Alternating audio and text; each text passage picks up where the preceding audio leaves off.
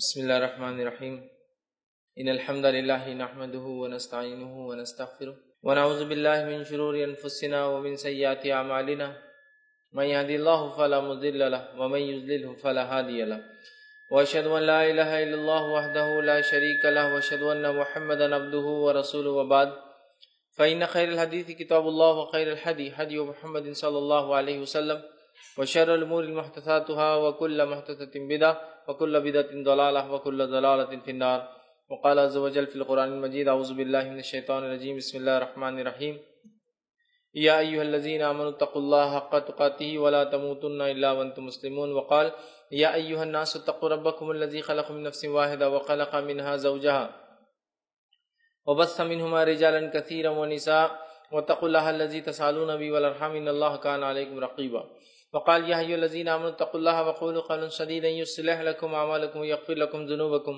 ومن يطع الله ورسوله فقد فاز فوزا عظيما اللهم صل على محمد وعلى آل محمد كما صليت على إبراهيم وعلى آل إبراهيم إنك حميد مجيد اللهم بارك على محمد وعلى آل محمد كما باركت على إبراهيم وعلى آل إبراهيم إنك حميد مجيد رب اشرح لي صدري ويسر لي أمري واحلل عقدة من لساني يفقهوا قولي أما بعد تمام تعریفیں اس اللہ عز و جل کے لیے لائق و زیبا ہے جو تمام جہانوں کا بنانے والا اور اسے پالنے والا ہے، اور درود و سلام اس کے آخری نبی محمد صلی اللہ علیہ وسلم پر۔ الحمدللہ ہم تمام یہاں اس ہفتے واری درس قرآن کے لیے جمع ہوئے ہیں۔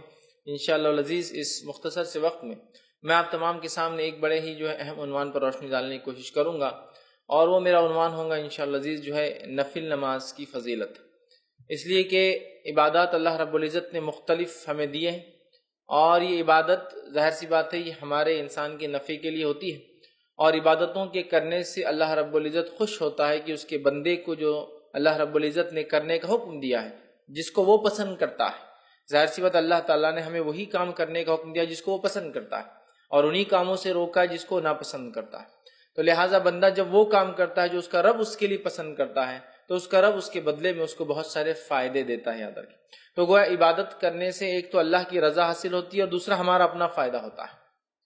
سمجھ رہے آپ؟ تو کوئی بھی عبادت جو ایک مومن بندہ اپنی زندگی میں کرتا ہے تو اس کا ایک فائدہ تو یہ ہے کہ وہ اپنے رب کو راضی کرتا ہے، اس کا رب اس سے خوش ہوتا ہے، یاد رکھیں، اور پھر اس کو اجر الگ سے ملتا ہے۔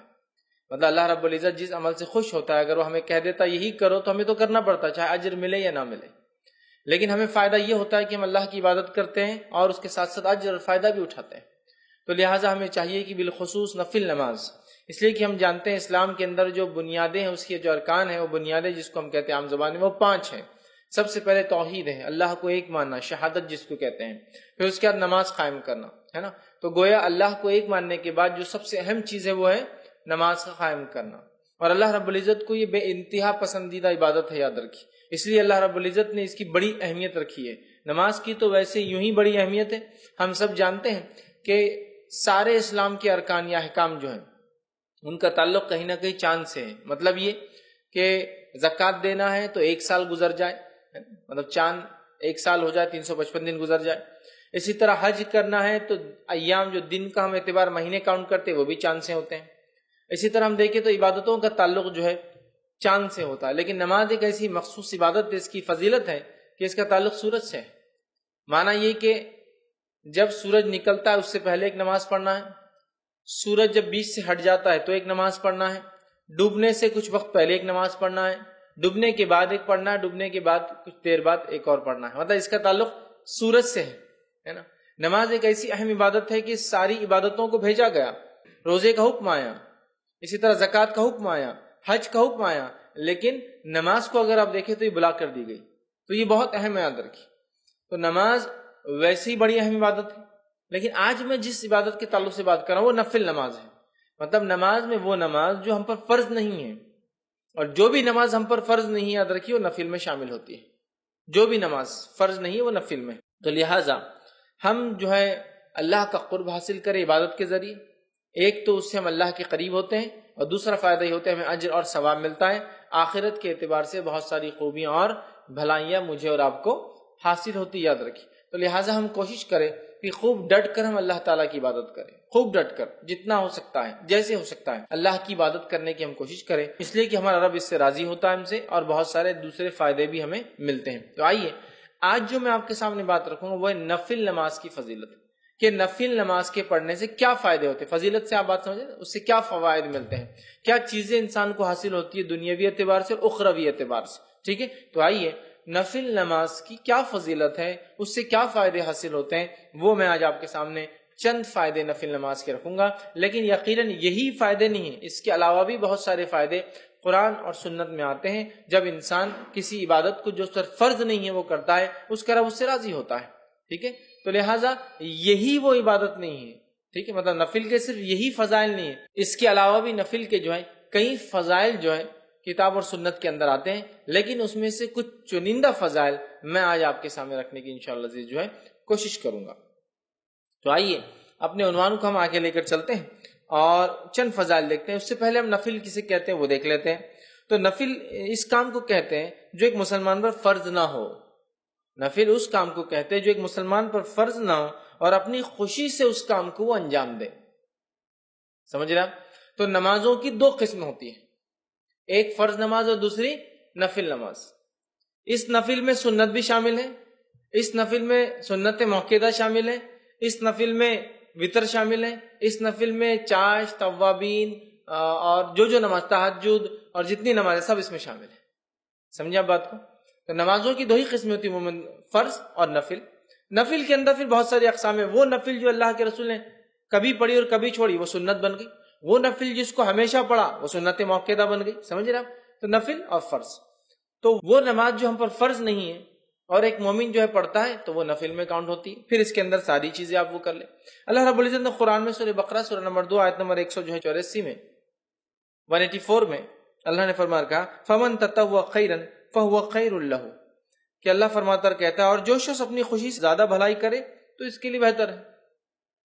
مطلب نفل کا معنی یہ ہے کہ وہ عمل جو انسان خوشی سے کرے جو اس کو آخرت کے اعتبار سے خیر لائے. تو نفل میں سمجھتا ہوں یہ بات اس کی واضح ہو گئی کہ وہ چیز جو فرض سے ہٹ کر ہو اور بندہ جو ہے اللہ تعالیٰ کو راضی کرنے کے لیے جو عمل کرتا ہے اس کو جو ہے نفل کہتے ہیں، یاد رکھیے. اور اس اعتبار سے تمام نمازیں جو فرض سے ہٹ کر ہے اس میں شامل ہوتی ہے. اور فرض نمازوں کی جو رکعتیں ہوتی ہیں وہ 17 رکعتیں ہوتی ہیں، یاد رکھیے، جو ہم پر فرض ہیں. فجر کی 2 رکعت، ظہر کی 4 رکعت، عصر کی 4 رکعت، مغرب کی 3 رکعت اور عشاء کی 4 رکعت. کل ہوئے یہ جو ہے 17 رکعتیں، یاد رکھیے. یہ ہم پر جو ہے فرض ہے، یاد رکھیے اتنی رکعتیں. ٹھیک، اور اس کے علاوہ جو ہم پڑھتے ہیں وہ نفل ہے اور نفل کے مختلف اقسام یاد رکھیے. اور بہت ساری نمازیں ہیں جو نبی اکرم صلی اللہ علیہ وسلم نے ہمیں بتائی جو نفل ہے اور جس کے بڑے ثواب جو احادیث کے اندر آتے ہیں، یاد رکھیے. چاہے پھر وہ فجر کے بعد جو ہے صلاۃ الضحیٰ کا معاملہ ہو، اشراق، چاشت یا اوابین جسے کہا جاتا ہے، یا اس کے بعد مختلف نمازیں جو نمازوں سے پہلے اور نمازوں کے بعد پڑھی جاتی ہو، یا اس کے علاوہ بھی انسان جو زائد اپنی طرف سے کرنا چاہے، یہ ساری چیزیں نفل ہے اور اس کے بڑے ثواب ہے، بڑا اجر ہے. یاد رکھیے. بھائی نفل نماز کے کیا فضائل ہیں؟ تو چند فضیلتیں آپ کے سامنے میں 2 سے 5 ایسی فضیلتیں جو رکھتا ہوں، بہت زیادہ نہیں، تاکہ اس سے نفل نماز کی ہمیں پتہ چلے. اور الحمدللہ ایک موسم ہم پر آنے والا ہے. اب یہ ہم لیکچر لے رہے ہیں، یہ رمضان سے پہلے کا وقت ہے، رمضان ہمارے قریب ہے. اب اگر اس بات کو ہم سمجھ کے نفل نمازوں کی اضافہ یا زیادتی رمضان کے ماہ میں کرتے ہیں تو یوں ہی یہ ماہ جو ہے بہت خیر اور بہت برکت والا ہے. پھر اس کے اندر قدر و منزلت والی ایک رات بھی آتی ہے. تو اگر نفل کا اضافہ ہم کریں نمازوں میں تو ایک تو رمضان کا مہینہ، پھر قدر کی رات، اور چونکہ قدر تو تلاش کرنا ہے، 5 راتوں میں سے ایک رات ہے، تو ان راتوں میں اگر ہم یہ عبادت کریں تو یہ بڑی افضل عبادت ہے، یاد رکھیں. لیکن یہ صرف رمضان کی حد تک نہیں ہے، چونکہ رمضان سامنے ہے اس لیے میں اس کا ذکر کر رہا ہوں. یہ تو رمضان اور غیر رمضان ہر ماہ میں، ہر مہینے میں، ہر گھڑی میں کی جا سکتی ہے. ٹھیک ہے، سوائے ان گھڑیوں کو چھوڑ کر جس کے تعلق سے ممانعت ہے، باقی ہر وقت میں نماز پڑھی جا سکتی ہے، یاد رکھیں. تو آئیے نفل نماز کی کیا فضائل ہے وہ ہم دیکھتے ہیں. سب سے پہلے تو یہ بات طے ہے کہ نماز توحید کے بعد سب سے اہم ارکان ہے یا رکن ہے اسلام کا، یاد رکھیں. یہ سب سے اہم چیز ہے اور اس بات کا پتہ اس حدیث سے بھی پتہ چلتا ہے، اور یہ ایک فضیلت بھی ہے اس کی. فضیلت یہ ہے کہ فرض نماز اگر مکمل نہ ہو تو نوافل اس فرض کے نقص کو ختم کر دیں گے انشاءاللہ، یا اس کی بھرپائی کر دیں گے. نفل نماز کی پہلی فضیلت یہ کہ اگر فرض نماز میں کوئی کمی بندے سے ہو جائے تو اس کے نقص کی بھرپائی کر دیں گی. اور یہ کتنی اہم ہے وہ بات بھی اس سے پتہ چلتی ہے حدیث کے اندر. یہ حدیث کے اندر آئی حدیث اس طرح سے، اور نبی اکرم صلی اللہ علیہ وسلم فرماتے ہیں، اور تمیم الداری رضی اللہ عنہ اس حدیث کے راوی وہ کہتے ہیں اور فرماتے ہیں، اور یہ روایت ابو داؤد اور جو ہے ابن ماجہ اور جو ہے سلسلۃ الاحادیث صحیحہ کے اندر موجود ہے.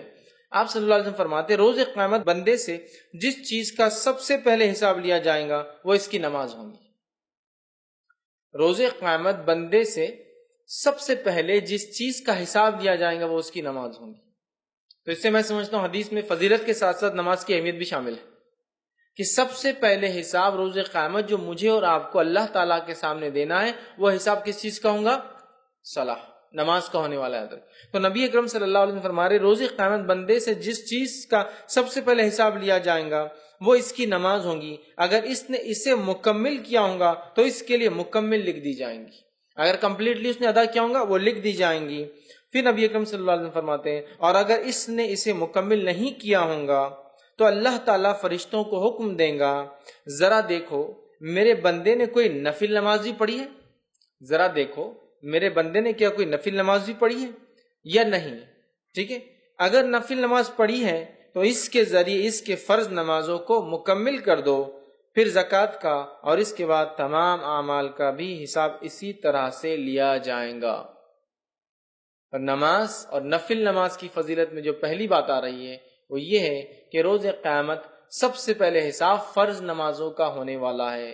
اگر فرض نمازوں میں کوئی کوتاہی اور کمی ہوں گی تو اللہ تعالیٰ فرشتوں کو کہیں گا کہ اس بندے نے میرے کوئی نفل پڑھی ہے لاؤ. فرشتے اس کا نام اعمال لکھیں گے، اگر نفل پڑھی ہوں گی تو لائی جائیں گی اور وہ نفل انشاءاللہ العزیز ہماری فرض کی کوتاہیوں، کمزوریوں، کمی، نقص کو پورا کر دیں گے انشاءاللہ. اور اس کے بعد دیگر اعمال، زکوٰۃ اور دیگر اعمال اس کے بعد ایک کے بعد ایک آئیں گے. تو یہاں میں سمجھتا ہوں اس حدیث سے یہ بات تو واضح ہوگی نماز کی کیا اہمیت ہے، اور یہ بات بھی بالکل میں سمجھتا ہوں کلیئر ہو گئی کہ نفل نماز کی کیا اہمیت ہے. دونوں باتیں ایک حدیث میں ایک ساتھ آ گئی. سب سے پہلے حساب، جیسا کہ ہم جانتے ہیں یہ اللہ کے حقوق میں سب سے پہلا حساب نماز کا ہے، لیکن بندوں کے حقوق میں سب سے پہلے کس چیز کا حساب ہوگا پتا ہے آپ کو؟ بندوں کے حقوق میں سب سے پہلے حساب خون کا ہوگا. کسی کا نہا خون تو نہیں بہایا. اور اللہ کے حق میں سب سے پہلا حساب نماز، فرض نہ ہوں گی تو اس سے نفل سے اس کی بھرپائی کی جائے گی. پھر زکوٰۃ اور پھر اس کا دیگر اعمال اور دیگر اعمال، اس کا مکمل ہونا ضروری ہے. اس لیے کہ اللہ پوچھیں گا کیا اس کی فرض مکمل ہے؟ اگر نہیں ہے تو دیکھو اس کے کوئی نفل ہے کیا. تو لہٰذا اگر نفل نماز میں اور آپ پڑھتے ہیں تو خود بخود فرض نمازوں کے نقص کو ہم پورا کر رہے ہیں ایک طرح سے. مطلب یہ نمازیں انشاءاللہ عزیز ہمارے فرض میں کوئی کمی، کوتاہی، خشوع میں، خضوع میں، قبولیت میں، یا پھر اس کی ادائیگی میں سنتوں کے چھوڑنے کی وجہ سے یا کسی اور قسم کا نقص یا کمی یا چھوٹ گئی ہوں گی تو انشاءاللہ العزیز یہ نفل ضرور بھی ضرور اس کی تکمیل، اس کو پورا کرنے میں انشاءاللہ سپورٹیو ہوں گی، فائدہ مند ثابت ہوں گی. حدیث میں واضح الفاظ ہے، اللہ فرمائیں گا دیکھو اس کی کوئی نفل ہے کیا اگر فرض پوری نہیں ہے تو، اور پھر نفل دیکھی جائیں گی تو اس کے ذریعے اس کے فرض نمازوں کی کو مکمل کر دیا جائے گا. اب فرض نمازیں کیوں مکمل نہیں؟ کئی وجوہات ہو سکتی ہے. پڑھی نہیں سرے سے، خشوع اور خضوع نہیں تھا، کمزوری رہ گئی، پڑھی لیکن سنتوں کے مطابق، کچھ بھی ہو سکتا ہے.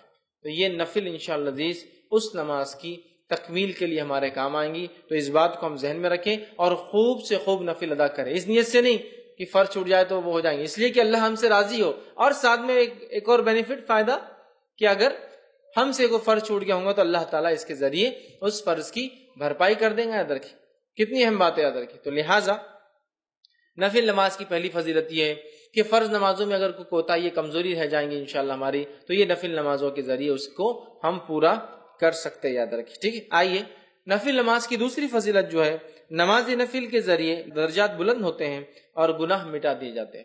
نماز نفل کے ذریعے درجات بلند ہوتے ہیں اور گناہ مٹا دیے جاتے ہیں. یاد رکھیں.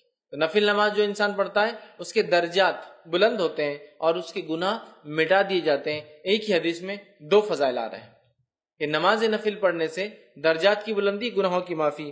آئیے حدیث اس طرح سے، نبی اکرم صلی اللہ علیہ وسلم فرماتے ہیں، صوبان رضی اللہ عنہ اس کے راوی وہ کہتے ہیں کہ رسول اکرم صلی اللہ علیہ وسلم فرمایا اور کہا، ٹھیک ہے، اور یہ ابن ماجہ کی روایت ہے، تم زیادہ سے زیادہ سجدے کیا کرو کیونکہ تم اللہ تعالیٰ کی رضا کے لیے ایک سجدہ کرو گے تو وہ اس کے بدلے تمہارے ایک درجے کو بلند کریں گا اور تمہارے ایک گناہ کو مٹا دے گا. تم اللہ کے لیے زیادہ سے زیادہ سجدے کیا کرو، اور یہاں سجدے سے مراد فرض نمازوں کے علاوہ نفل پڑھا کرو. تم زیادہ سے زیادہ سجدے کیا کرو، مطلب زیادہ سے زیادہ نفل نمازیں پڑھا کرو، اس لیے کہ جب تم زیادہ نفل نماز پڑھتے ہو تو ایک فائدہ یہ ہوتا ہے کہ اس نفل نماز کی وجہ سے ایک درجہ بلند کر دیا جاتا ہے، 1 رینک ہائر کر دیا جاتا ہے آپ کا، اور ساتھ میں ایک گناہ مٹا دیا جاتا ہے۔ تو نفل نماز کی فضیلت دیکھیے، ایک ہی روایت کے نعرہ ہے، 2 فائدے ہم کو ملتے ہیں، ایک درجہ بلند ہوتا ہے، اور دوسرا ایک گناہ میرا اور آپ کا معاف ہو جاتا ہے۔ یاد رکھیے، تو جب بندہ نماز پڑھتا ہے تو ایک گناہ اس کا معاف ہو جاتا ہے، یاد رکھیے، اور ایک درجہ جو ہے بلند ہو جاتا ہے، یاد رکھیے۔ اور کثرت سجود، مطلب آپ جو فرما رہے رسول اللہ صلی اللہ علیہ وسلم زیادہ سجدے کرو، اس سے مراد یاد رکھیے یہ نفل نماز ہے، مطلب زیادہ سجدے مطلب زیادہ نمازیں، اور زیادہ نمازیں مطلب فرض کے علاوہ نمازیں، زیادہ سجدے مطلب زیادہ نمازیں ہم کو پڑھنا ہے، اس بات کو ہمیں ذہن میں رکھنا ہے۔ خود نبی اکرم صلی اللہ علیہ وسلم کس کثرت سے نماز پڑھا کرتے تھے ہم سب جانتے ہیں، کس کثرت سے آپ نماز پڑھتے تھے ہم سب جانتے ہیں۔ اتنی آپ فرض کے علاوہ نفل نماز پڑھتے کہ آپ کے جو ہے پیر سوج جاتے ہیں، ورم آ جاتا ہے جس کو عام زبان میں بولتے ہیں۔ اتنی کثرت سے آپ نماز ادا کرتے کہ آپ کے پیر پھٹ جاتے، مطلب کھڑے رہنے کی وجہ سے۔ آپ اتنی کثرت سے نفل نماز پڑھتے کہ رات بھر آپ کبھی جاگتے۔ آپ اتنی کثرت سے نفل نماز پڑھتے، اتنی لمبی پڑھتے کہ کچھ روایتوں میں آتا آپ سورۃ البقرہ، سورہ آل عمران اور سورہ نساء 3 صورتیں ایک نماز میں پڑھ لیتے ہیں، سمجھ رہے؟ آخر عمر میں نبی اکرم صلی اللہ علیہ وسلم کے تعلق سے عائشہ فرماتی آپ اس کثرت سے نماز کے عادی تھے کہ آخر عمر میں بھی آپ نماز پڑھتے، چونکہ کھڑے ہونے کی طاقت نہیں تھی تو آپ بیٹھ کر نماز پڑھا کرتے تھے۔ مطلب نبی اکرم صلی اللہ علیہ وسلم کھڑے رہ کر ہی نماز پڑھتے، لیکن جب آخری وقت تھا، آپ بوڑھے ہو گئے، تو رات میں جب آپ نفل پڑھتے تھے تو بیٹھ کر پڑھا کرتے تھے، اس لیے کھڑے رہنے کی آپ میں طاقت نہیں تھی۔ اس چیز کو بھی سمجھنا چاہیے کہ اللہ کے رسول صلی اللہ علیہ وسلم کس کثرت سے نفل پڑھتے تھے۔ بہرحال یہاں فرما رہے ہیں نفل نماز پڑھنے کا پہلا فائدہ یہ ہے کہ ہمارا ایک درجہ بلند ہو جاتا ہے، اور دوسرا فائدہ یہ ہے کہ ایک گناہ ہمارا مٹا دیا تھا، مطلب ڈبل بینیفٹ، ایک تو درجہ بلند ہو رہا اور ایک جو درجہ نیچے لے جانے کی چیز ہے گناہ، وہ بھی معاف ہو رہا ہے نا۔ تو ایک طرح دیکھا ہے تو ڈبل درجے بلند ہو رہے ہیں، ایک تو آلریڈی درجہ بلند، پھر گناہ معاف ہونے سے بھی ظاہر سی بات ہے آدمی کا درجہ بلند ہوتا ہے، تو 2 فائدے ہو جا رہے دیکھیے ایک عمل کرنے سے۔ تو ہمیں چاہیے ہم کثرت سے نفل نمازوں میں اضافہ کریں، جب ہو سکتا ہے پڑھیں۔ بہت ساری نفل تو بالکل طے ہے، پتہ ہے، نبی اکرم صلی اللہ علیہ وسلم پابندی سے اس کو کیا ہے، جیسا کہ تہجد کی نماز کا پڑھنا ہے نا۔ اس کے علاوہ رات میں نمازیں آپ پڑھا کرتے تھے، بلکہ ایک راوی کہتے ہیں جب رات میں دیکھو نبی اکرم صلی اللہ علیہ وسلم کو نماز پڑھتے ہوئے دیکھا گیا، عشاء کے بعد، رات کے بیچ میں اور فجر سے پہلے، مطلب ساری رات نبی اکرم صلی اللہ علیہ وسلم نماز الگ الگ وقتوں میں آپ پڑھتے رہے۔ کچھ محدثین لکھتے ہیں اس کا معنی ہے کہ اللہ کے رسول صلی اللہ علیہ وسلم تہجد ایک وقت میں نہیں پڑھتے تھے، مختلف اوقات میں رات کے پڑھتے تھے، آپ سمجھ رہا، ہر وقت دیکھا گیا آپ کو نماز پڑھتے ہیں۔ ہم بھی کوشش کریں نماز پڑھیں، اس سے ہمارے انشاءاللہ درجے بلند ہوں گے اور گناہ ہمارے معاف ہوں گے۔ تیسری چیز نفل نماز کی جو فضیلت اور فائدہ وہ یہ ہے کہ کثرت نفل نبی اکرم صلی اللہ علیہ وسلم کے ساتھ جنت میں داخل ہونے کی وجہ بنے گا۔ سبحان اللہ، کثرت نفل نماز کو زیادہ پڑھنا نبی اکرم صلی اللہ علیہ وسلم کے ساتھ جنت میں داخل ہونے کا سبب یا وجہ بنے گا۔ کتنی بڑی بات ہے۔ آئیے حدیث اس طرح سے ربیع بن کعب اسلمی رضی اللہ عنہ فرماتے اور کہتے ہیں، یہ صحیح مسلم کی روایت ہے، آپ نے فرمایا اور کہا کہ ایک مرتبہ وہ رسول اکرم صلی اللہ علیہ وسلم کے ساتھ خدمت میں تھے رات میں، اور نبی اکرم صلی اللہ علیہ وسلم جب رات میں اٹھے تو اس رات آپ نے وضو کا انتظام کیا رسول اللہ صلی اللہ علیہ وسلم کے، اور جو چیزیں اللہ کے رسول صلی اللہ علیہ وسلم کو لگتی تھی وہ ساری چیزوں کا انتظام کیا۔ تب نبی اکرم صلی اللہ علیہ وسلم نے ان سے ایک سوال کیا، اور سوال کر کے یہ کہا اور فرمایا اللہ کے رسول نے کہ سوال کرو۔ میں نے کہا، مطلب آپ صلی اللہ علیہ وسلم سے کہا سوال کرو مجھ سے۔ وہ رات میں اٹھتے تھے، نبی اکرم صلی اللہ علیہ وسلم کی خدمت کرتے تھے۔ ایک رات جب انہوں نے پانی وضو کا تیار کیا، نبی اکرم صلی اللہ علیہ وسلم کی ضرورت کی چیزیں تیار کی، تب نبی اکرم صلی اللہ علیہ وسلم نے ان سے کہا سوال کرو، سوال کرو مجھ سے، کچھ مانگو مجھ سے، کچھ کیا چاہتے ہو تم، تاکہ میں تمہارے لیے دعا کروں اس چیز کی۔ تو انہوں نے کہا کہ میں آپ صلی اللہ علیہ وسلم سے اس بات کا سوال کرتا ہوں، میں جنت میں آپ کے ساتھ داخل ہوں۔ تو میرا سوال آپ سے یہ جو آپ پوچھے سوال کرو، میرا سوال یہ ہے کہ میں چاہتا ہوں کہ آپ اللہ سے دعا کریں کہ میں جنت میں آپ کے ساتھ داخل ہوں۔ آپ صلی اللہ علیہ وسلم نے فرمایا کوئی اور سوال؟ تو انہوں نے کہا بس یہی میرا ایک سوال ہے، یہی آپ دعا کر دیجیے اللہ سے۔ آپ صلی اللہ علیہ وسلم نے فرمایا تم کثرت سجود کے ذریعے اپنی نفس پر میری مدد کرو، مطلب اگر تم چاہتے ہو کہ تمہاری یہ دعا قبول ہو تو تم کثرت سجود، کثرت سے نفل نماز پڑھو، تو انشاءاللہ عزیز میں تمہارے لیے پھر یہ دعا کروں گا، یا یہ نماز تمہارے لیے انشاءاللہ وسیلہ بن جائیں گی میری دعا کے ساتھ کہ تم جنت میں میرے ساتھ جاؤں گے۔ تو نبی اکرم صلی اللہ علیہ وسلم کے ساتھ جنت میں جانے کا وسیلہ اور طریقہ وہ یہ ہے کہ ہم کثرت سے سجدے کریں، اور کثرت سجود سے یہاں مراد نفل نماز میں اضافہ ہے، سمجھ رہا؟ کثرت سجود سے مراد نہیں کہ آپ الگ سے سجدے کریں نماز کے، نماز سے الگ بھی سجدے ہوتے ہیں، سجدہ تلاوت ہوتا ہے، سجدہ شکر ہوتا ہے، لیکن اس کے علاوہ کوئی سجدہ نہیں نماز سے ہٹ کر، ٹھیک ہے؟ تو یہاں کثرت سجود سے مانا نفل نماز پڑھو، اور نمازوں میں ظاہر سی بات ہے سجدے آتے ہیں، ہر رکعت میں 2 سجدے آتے ہیں، ٹھیک ہے؟ تو کثرت سجود سے میری مدد کرو، تم چاہتے ہو جو تم نے کہا کہ تم میرے ساتھ جنت میں جاؤ، تو پھر تم میری مدد ایسے کرو کہ میں تو دعا کروں گا تمہارے لیے، لیکن تمہیں جو اعمال کرنا پڑے گا وہ عمل یہ کہ کثرت سجود۔ تو یہاں دیکھ رہے ہیں آپ کہ کثرت سجود مطلب نفل نماز کے اضافے کو نبی اکرم صلی اللہ علیہ وسلم نے جنت میں ساتھ جانے کی وجہ بتائی۔ نبی اکرم صلی اللہ علیہ وسلم کے ساتھ جنت میں جانے کی وجہ ایک یہ ہے کہ کثرت سجود، سجدے کثرت سے کرنا، تاکہ انسان کا درجہ بلند ہوتا ہے، وہ اپنے رب سے جو ہے قریب سے قریب تر ہو جاتا ہے، یاد رکھیے، ٹھیک؟ آئیے نفل نماز کا ایک اور فائدہ دیکھتے ہیں، وہ یہ ہے نماز نفل جو ہے سب سے افضل عمل ہے، یاد رکھیے۔ اعمال میں اگر دیکھیں نماز نفل سب سے افضل ہے، اور یہ بات ہم سب جانتے ہیں، نفل اعمال میں سب سے افضل عمل تہجد کا پڑھنا ہے، اور وہ بھی ایک نفل ہے، رات کی نماز فرض نماز سے ہٹ کر جو بھی ہے سب نفل میں داخل ہے، سمجھ رہے ہیں بات کو؟ اور ہم جانتے ہیں کہ نفل میں سب سے افضل نفل کیا ہے؟ تہجد کی نماز ہے نا۔ تو نمازوں میں یا جس کو نوافل کے اندر سب سے افضل عمل کیا ہے؟ وہ نماز کا پڑھنا ہے، کیونکہ نفل میں سب سے افضل نفل خود ایک نماز، یہ تہجد کی نماز، ٹھیک ہے؟ آئی حدیث طرح سے صوبان رضی اللہ عنہ فرماتے اور کہتے ہیں، ابن ماجہ کی اور سلسلۃ الاحادیث صحیحہ کی ایک روایت ہے، صوبان رضی اللہ عنہ فرماتے اور کہتے ہیں نبی اکرم صلی اللہ علیہ وسلم نے ارشاد فرمایا کہا تم استقامت اختیار کرو اور تم ہرگز اس کی طاقت نہیں رکھو گے، اور اس بات پر یقین کر لو کہ تمہارا بہترین عمل نماز پڑھنا ہے، اور ایک سچا مومن ہمیشہ وضو کی حالت میں رہتا ہے۔ تمہارا سب سے بہترین عمل کیا ہے؟ نماز پڑھنا ہے۔ اور آپ صلی اللہ علیہ وسلم دیکھیے کیا کہا، وَاعْلَمُوا أَنَّ خَيْرَ أَعْمَالِكُمْ، اس بات کو جان لو کہ تمہارے اعمال میں سب سے خیر عمل جو ہے وہ کیا ہے؟ اعمالکم الصلاۃ، وہ نماز ہے۔ تو تمہارے عمل میں سب سے افضل عمل، سب سے خیر عمل کون سا ہے؟ وہ نماز ہے۔ اسی لیے میں نے کہا نوافل میں سب سے افضل نفل نماز ہے، چونکہ ہم خود جانتے ہیں تہجد سب سے افضل نفل ہے، وہ بھی ایک نماز ہے۔ تو ہمیں اس میں بہت بڑھ چڑھ کر حصہ لینا ہوگا، یاد رکھیں۔ اس لیے کہ آپ صلی اللہ علیہ وسلم کیا فرما رہے ہیں کہ اور تم اس بات کو یقین کر لو کہ تمہارا بہترین عمل نماز کا پڑھنا ہے، اور پھر فرمایا ایک سچا مومن ہمیشہ وضو کی حالت میں رہتا ہے۔ دو باتیں پتہ چلی، ایک تو نفل نماز کی اہمیت کہ نفل نماز کا فائدہ یہ پتہ چل رہا ہے کہ نفل نماز سب سے خیر ہے جو عمل ہم کرتے ہیں، نفل نماز سب سے خیر عمل ہے جو ہم کرتے ہیں، اور دوسرا پتہ چلا ایک سچا مومن ہمیشہ وضو کی حالت میں رہتا ہے۔ یاد رکھیں ہمیں چاہیے کوشش کریں ہم وضو سے رہیں، اور یاد رکھیے وضو ایک مستقل عبادت ہے، وضو ایک مستقل عبادت ہے۔ اس کا کیا معنی ہوا؟ اس کا معنی یہ ہوا کہ وضو ہر حال میں کیا جا سکتا ہے۔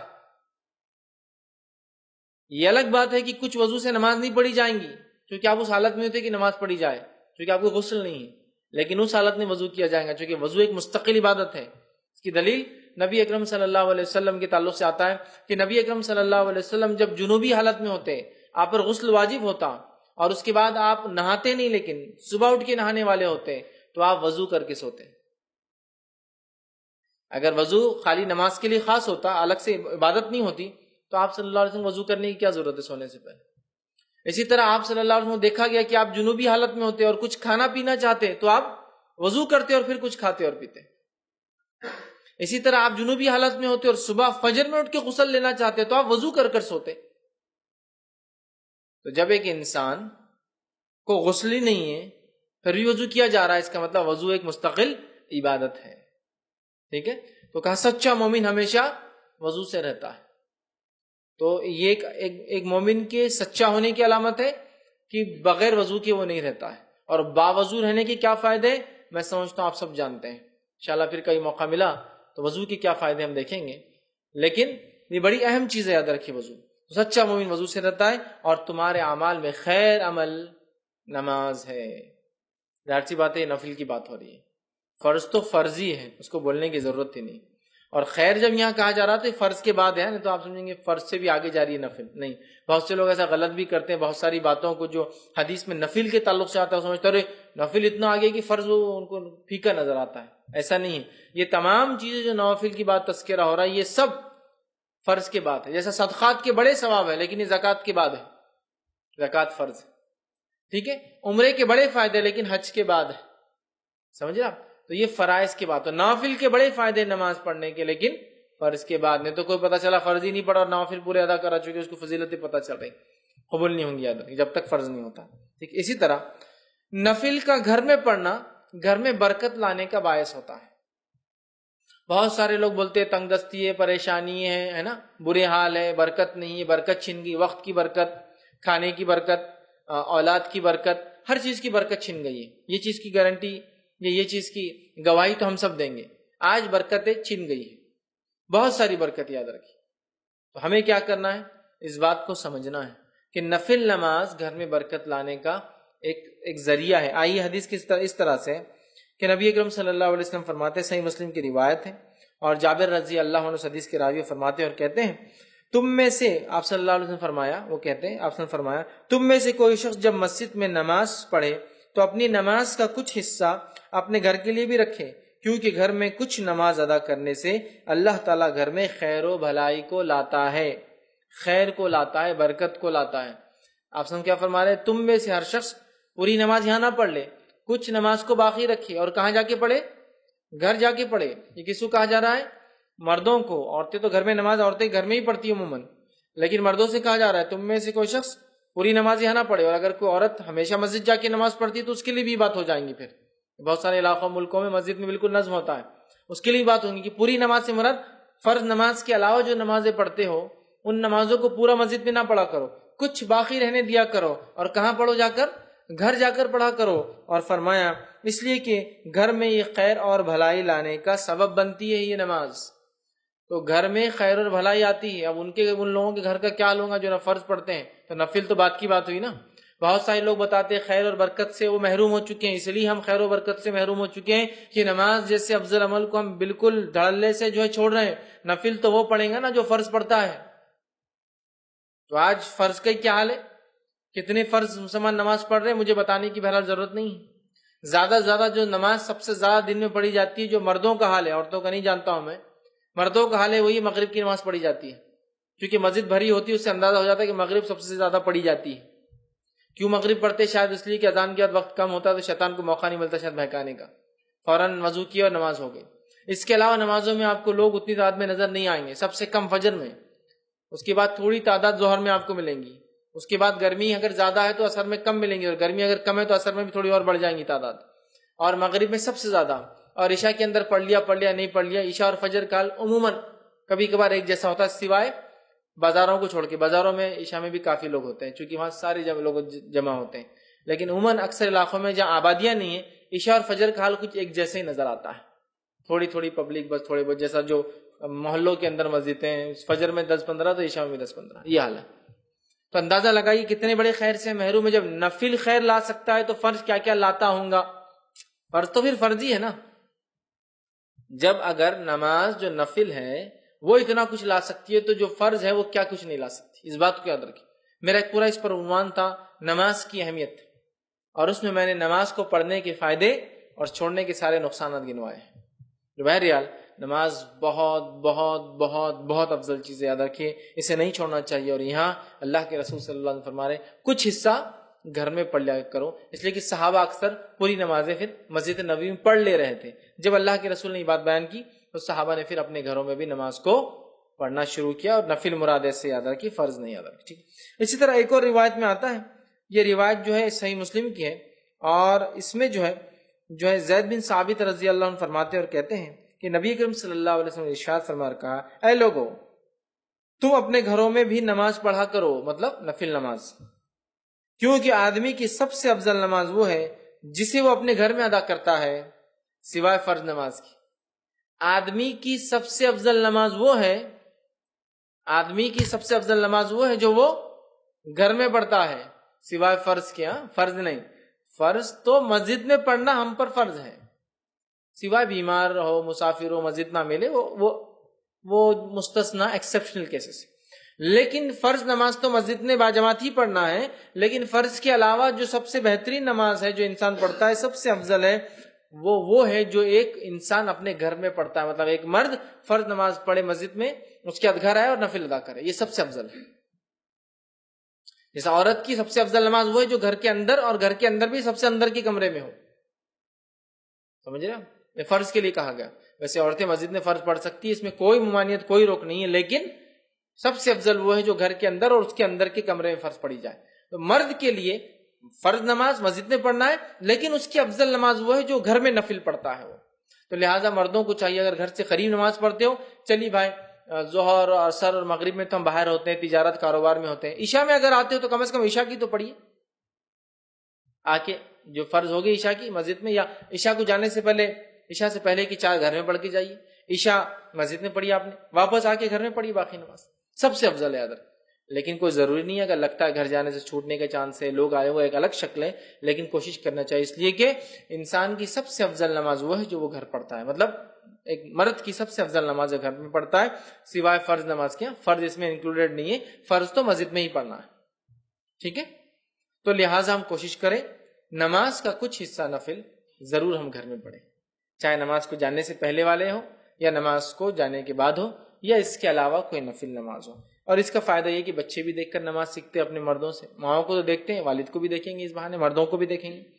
اسی طرح صحیح مسلم کی ایک اور روایت ہے، نبی اکرم صلی اللہ علیہ وسلم فرمایا اور کہا، اس کے الفاظ ہیں، تم اپنے گھروں میں بھی نماز ضرور پڑھا کرو. مردوں سے آپ کہہ رہے ہیں، کیونکہ آدمی کی بہترین نماز وہ ہے جو اپنے گھر میں پڑھے سوائے فرض نماز. تم میں سے کچھ لوگ یا تم لوگ اپنی نمازوں میں کچھ نمازیں ضرور اپنے گھروں میں پڑھا کرو. یہ نماز کون سی ہے؟ فرض نماز نہیں، یاد رکھیں نفل ہے، پڑھا کرو. اس لیے کہ آدمی کی سب سے خیر، سب سے بہترین، سب سے افضل نماز وہ ہے جو وہ گھر میں پڑھتا ہے سوائے فرض کے. فرض نہیں، فرض تو مسجد میں آنا ہے، باجماعت پڑھنا ہے. اس کے علاوہ جو نفل پڑھتے ہو نا، گھر میں پڑھو، یہ سب سے افضل نفل ہے. ٹھیک ہے؟ تو ہم لوگ کوشش کریں. اور رسول اکرم صلی اللہ علیہ وسلم کو دیکھا بھی یہیں گئے، آپ فجر سے پہلے فجر کی 2 رکعت گھر میں پڑھتے، ماں عائشہ فرماتی ہے رضی اللہ عنہا، پھر آپ مسجد جاتے. اسی طرح آپ کے تعلق سے آتا، آپ جمعہ کے بعد گھر آتے اور 2 کر کے 4 رکعت جو ہے جمعہ کی نماز کی بعد کی نمازیں وہ ادا کرتے. تو آپ کو دیکھا گیا، خود نبی اکرم صلی اللہ علیہ وسلم گھر آ کر نفل نماز پڑھتے تھے. یہ آپ کو دیکھا گیا، آپ کا خود کا ذاتی عمل تھا. یاد رکھیں. آئیے آگے بڑھتے ہیں، نفل نماز کے اور فائدے دیکھتے ہیں. نفل عبادت بندے کو، نفل عبادت کرنے سے بندے کی طرف اللہ کی محبت کھینچی چلی آتی ہے. جب بندہ نفل نماز پڑھتا ہے تو اللہ کی محبت اس کی طرف کھینچی چلی آتی ہے. اور اس حدیث میں وضاحت بھی ہے، فرض کا مقام بھی بتایا جا رہا ہے، لیکن نفل کے فضائل بھی بتائے جا رہے ہیں نا. ورنہ اگر صرف نفل کے فضائل دیکھے تو کبھی ہوتا ہے نا، ارے فرض نہیں بھی کرے چلتا شاید. یہ جیسا کہ محرم کے 2 روزے رکھ لے تو 1 سال کے گناہ کا کفارہ ہے. ارے پھر تو 1 سال بولے تو اگلے سال کے لیے تو اب یہ سال کی معاف کرا لیتے، اگلے سال پھر رکھ لیں گے تو یہ سال کی معاف. تو کیا نماز نہ پڑھنے سے، فرض روزے نہ رکھنے سے، فرض نماز نہ پڑھنے کے بعد بھی کیا محرم کی 2 روزوں کا اجر و ثواب ملیں گا؟ ہرگز نہیں، ہرگز نہیں، ہے نا. ذی الحجہ کے اندر جو ہے عرفے کا روزہ 2 سال کے گناہ کا کفارہ ہے. تو کیا وہ شخص جو فرض نمازیں نہیں پڑھتا ہے، فرض روزے نہیں رکھتا ہے، فرض زکات نہیں دیتا ہے، تو کیا اس کو یہ کفارہ ہوگا 2 سال کے گناہوں کا؟ ہرگز نہیں. یہ بات میں کیوں کہہ رہا، بہت سارے لوگ نوافل کے فضائل دیکھ کر اتنے خوش ہو جاتے کہ فرض چھوڑ دیتے. تو یہ حدیث میں دونوں باتیں ایک ساتھ آ رہی ہیں. آپ غور سے سنیے نفل کی اہمیت، غور سے سنیے. نبی اکرم صلی اللہ علیہ وسلم فرماتے ہیں، اور بخاری کی روایت ہے، اللہ تعالیٰ فرماتا ہے، حدیث قدسی ہے، اللہ تعالیٰ فرماتا ہے، جو شخص میرے دوست سے دشمنی کرتا ہے میں اس کے خلاف اعلان جنگ کر دیتا ہوں. کیا فرمایا اللہ تعالیٰ؟ جو میرے دوست سے دشمنی کرتا ہے میں اس کے خلاف اعلان جنگ کر دیتا ہوں. مطلب جو اللہ کے ولی ہوتے ہیں، اور یقین اللہ کے ولی ہوتے ہیں، اللہ کے دوست ہوتے ہیں، یاد رکھیے اللہ کے ولی ہوتے ہیں. تو اللہ تعالیٰ فرما رہا ہے جو میرے دوست سے دشمنی کرتا ہے. اور اللہ کے دوست کون ہے؟ جو تقوی اختیار کرتے ہیں. ایمان والے ہونا پہلی شرط، وہ تقوی اختیار کرتے ہیں اور ہر کام سنت کے مطابق کرتے ہیں. ٹھیک ہے. تو بہرحال ورنہ میں اس لیے کہہ رہا ہوں اللہ کے دوست، ورنہ ہمارے پاس جو سنت کی مخالفت کرتا ہے، نماز کبھی نہیں پڑھتا، تقویٰ تو ہے ہی دور دور تک، اس کو ولی مانتے ہیں. اس لیے میں وضاحت کر رہا ہوں. ایمان والا جیسا حق ہے، تقویٰ اختیار کرنے والا انسان اور سنت کے مطابق اعمال کرنے والا. تو بہرحال اللہ تعالیٰ فرما رہا ہے جو میرے دوست سے دشمنی کرتا ہے میں اس سے اعلان جنگ کرتا ہوں. اب اندازہ لگائیے، اللہ کا جو دوست ہوتا ہے اس کو اگر دنیا میں کوئی چھیڑتا ہے یا اس سے دشمنی کوئی کرتا ہے، اللہ تعالیٰ اس کے خلاف اعلان جنگ کر دیتا ہے. کیسے کرتا ہے؟ وہ جس نے دیکھا نتیجے اس کو سمجھ میں آتے ہیں. انبیاؤں کے ساتھ جس نے برا سلوک کیا ان کے نتیجے دیکھ لیجئے، صحابہ کے ساتھ جس نے برا سلوک کیا کیسی کیسی موتیں مرے ان کی زندگی دیکھ لیجئے، سلف صالحین پہ جس نے ظلم کیا ان کی زندگیوں کا مطالعہ کرے، خاص طور سے ان کی موتیں دیکھے، اور اس کے بعد معصوم مسلمانوں پہ جس نے بھی ظلم کیا ان کی زندگی کی حالت دیکھیے، آپ کہیں گے واقعی میں اللہ تعالیٰ کیسا بدلہ لیتا ہے. چونکہ اللہ تعالیٰ جب دشمنی لیتا ہے اس کے خلاف تو وہ دشمنی واقع میں نبھاتا بھی ہے. سمجھ رہا بات کو؟ ہر طرف سے اس کو جو ہے چت کر دیتا ہے اس دنیا کی زندگی میں. تو بہر اللہ تعالیٰ فرما رہا ہے جو شخص میرے دوست سے دشمنی کرتا ہے اس کے خلاف میں اعلان جنگ کرتا ہوں. تو ایک بات ہمیشہ ذہن میں رکھنی چاہیے، اللہ کے نیک بندوں کے خلاف کوئی چال نہیں چلنا چاہیے. اس لیے کہ جب ہم اللہ کے نیک بندوں کے خلاف چال چلتے ہیں در حقیقت اللہ ہمارے خلاف اعلان جنگ کر دیتا ہے. پھر ہوتا ہے نا بہت سارے لوگ نیک لوگ خواہ تنگ کرتے ہیں زمین کے معاملات میں، اس میں احتیاط کرنا چاہیے. آپ خطرناک زون میں جا رہے ہیں، آپ کو تکلیف ہو سکتی ہے. ٹھیک ہے، آگے آئیے سنیے. اللہ تعالیٰ فرماتا ہے اور میرا بندہ سب سے زیادہ میرا تقرب اس چیز کے ساتھ حاصل کرتا ہے جسے میں نے فرض کیا ہے. اللہ تعالیٰ فرما رہا ہے میرا بندہ سب سے قریب مجھ سے تب ہوتا ہے جب وہ میری فرض کردہ چیزوں کو پورا کرتا ہے. اللہ تعالیٰ فرما رہا ہے میرا بندہ میرے سب سے قریب کب آتا ہے؟ جب وہ چیز کرتا ہے جو میں نے اس پر فرض کی ہے. تو آپ اللہ تعالیٰ فرمائے میرا تقرب میرا بندہ سب سے زیادہ حاصل کرتا ہے اس چیز کے ذریعے جو میں نے اس پر فرض کیا ہے، یعنی فرائض کے ساتھ میرا تقرب حاصل کرنا ہی مجھ سے سب سے زیادہ میں، مطلب فرائض کے ذریعے میرا تقرب حاصل کرنا یہ مجھے سب سے زیادہ پسند اللہ اعلان کر رہا ہے. آگے آئیے پھر اللہ تعالیٰ فرما رہا ہے حدیث قدسی اور میرا بندہ نوافل کے ذریعے میرا تقرب حاصل کرتا ہے فرض سے سب سے زیادہ، لیکن نوافل سے بھی کرتا ہے فرض کے بعد، مطلب فرض جو ادا کرتا ہے اس کی نفل قبول ہوتی ہے، بات بھی یاد رکھیں. پھر اللہ فرماتا ہے پھر جب اور میرا بندہ نوافل کے ذریعے میرا تقرب حاصل کرتا رہتا ہے یہاں تک کہ میں اس سے محبت کر لیتا ہوں. میرا بندہ پہلے تو فرض کرتا ہے، میرا تقرب حاصل کر لیتا ہے، چونکہ فرض سے ہی میں سب سے زیادہ قریب ہوتا ہوں بندوں کے، یہ مجھے سب سے زیادہ محبوب ہے. پھر میرا بندہ نفل پڑھتا ہے اور نفل پڑھ کر میرا تقرب حاصل کرتا ہے، اتنا تقرب حاصل کرتا ہے کہ میں بھی اس سے محبت کرنا شروع کر دیتا ہوں نوافل کے ذریعے. اب آگے سنیے ذرا، تو میں بھی اس سے محبت کر لیتا ہوں. پھر جب میں اس سے محبت کر لیتا ہوں، فرض سب سے زیادہ اللہ کو پسند عمل ہے، سب سے زیادہ قریب بندہ فرض سے آتا ہے، لیکن فرض سے جو قریب آنے کے بعد بھی جو نفل پڑھے وہ ٹاپ موسٹ چل جاتا ہے. بولنے کا مطلب یہ ایک انسان صرف فرض بھی کرتا اللہ سے قریب ہوتا ہے، لیکن فرض کے بعد جو نفل پڑھے وہ ٹاپ موسٹ لیول تک پہنچ جاتا ہے اللہ کے قریب، اتنا کہ اللہ تعالیٰ اس سے محبت کرنے لگتا ہے. اور اللہ فرماتا ہے اور جب میں اس سے محبت کرنے لگتا ہوں تو میں اس کا کان بن جاتا ہوں جس سے وہ سنتا ہے. اس حدیث کو غلط معنی مت دیجیے کہ واقعی میں اللہ اس کے اندر حلول کر جاتا ہے، نہیں، مطلب وہ وہی باتیں سنتا ہے جو میں چاہتا ہوں کہ وہ سنے، کوئی غلط بات نہیں سنتا ہے.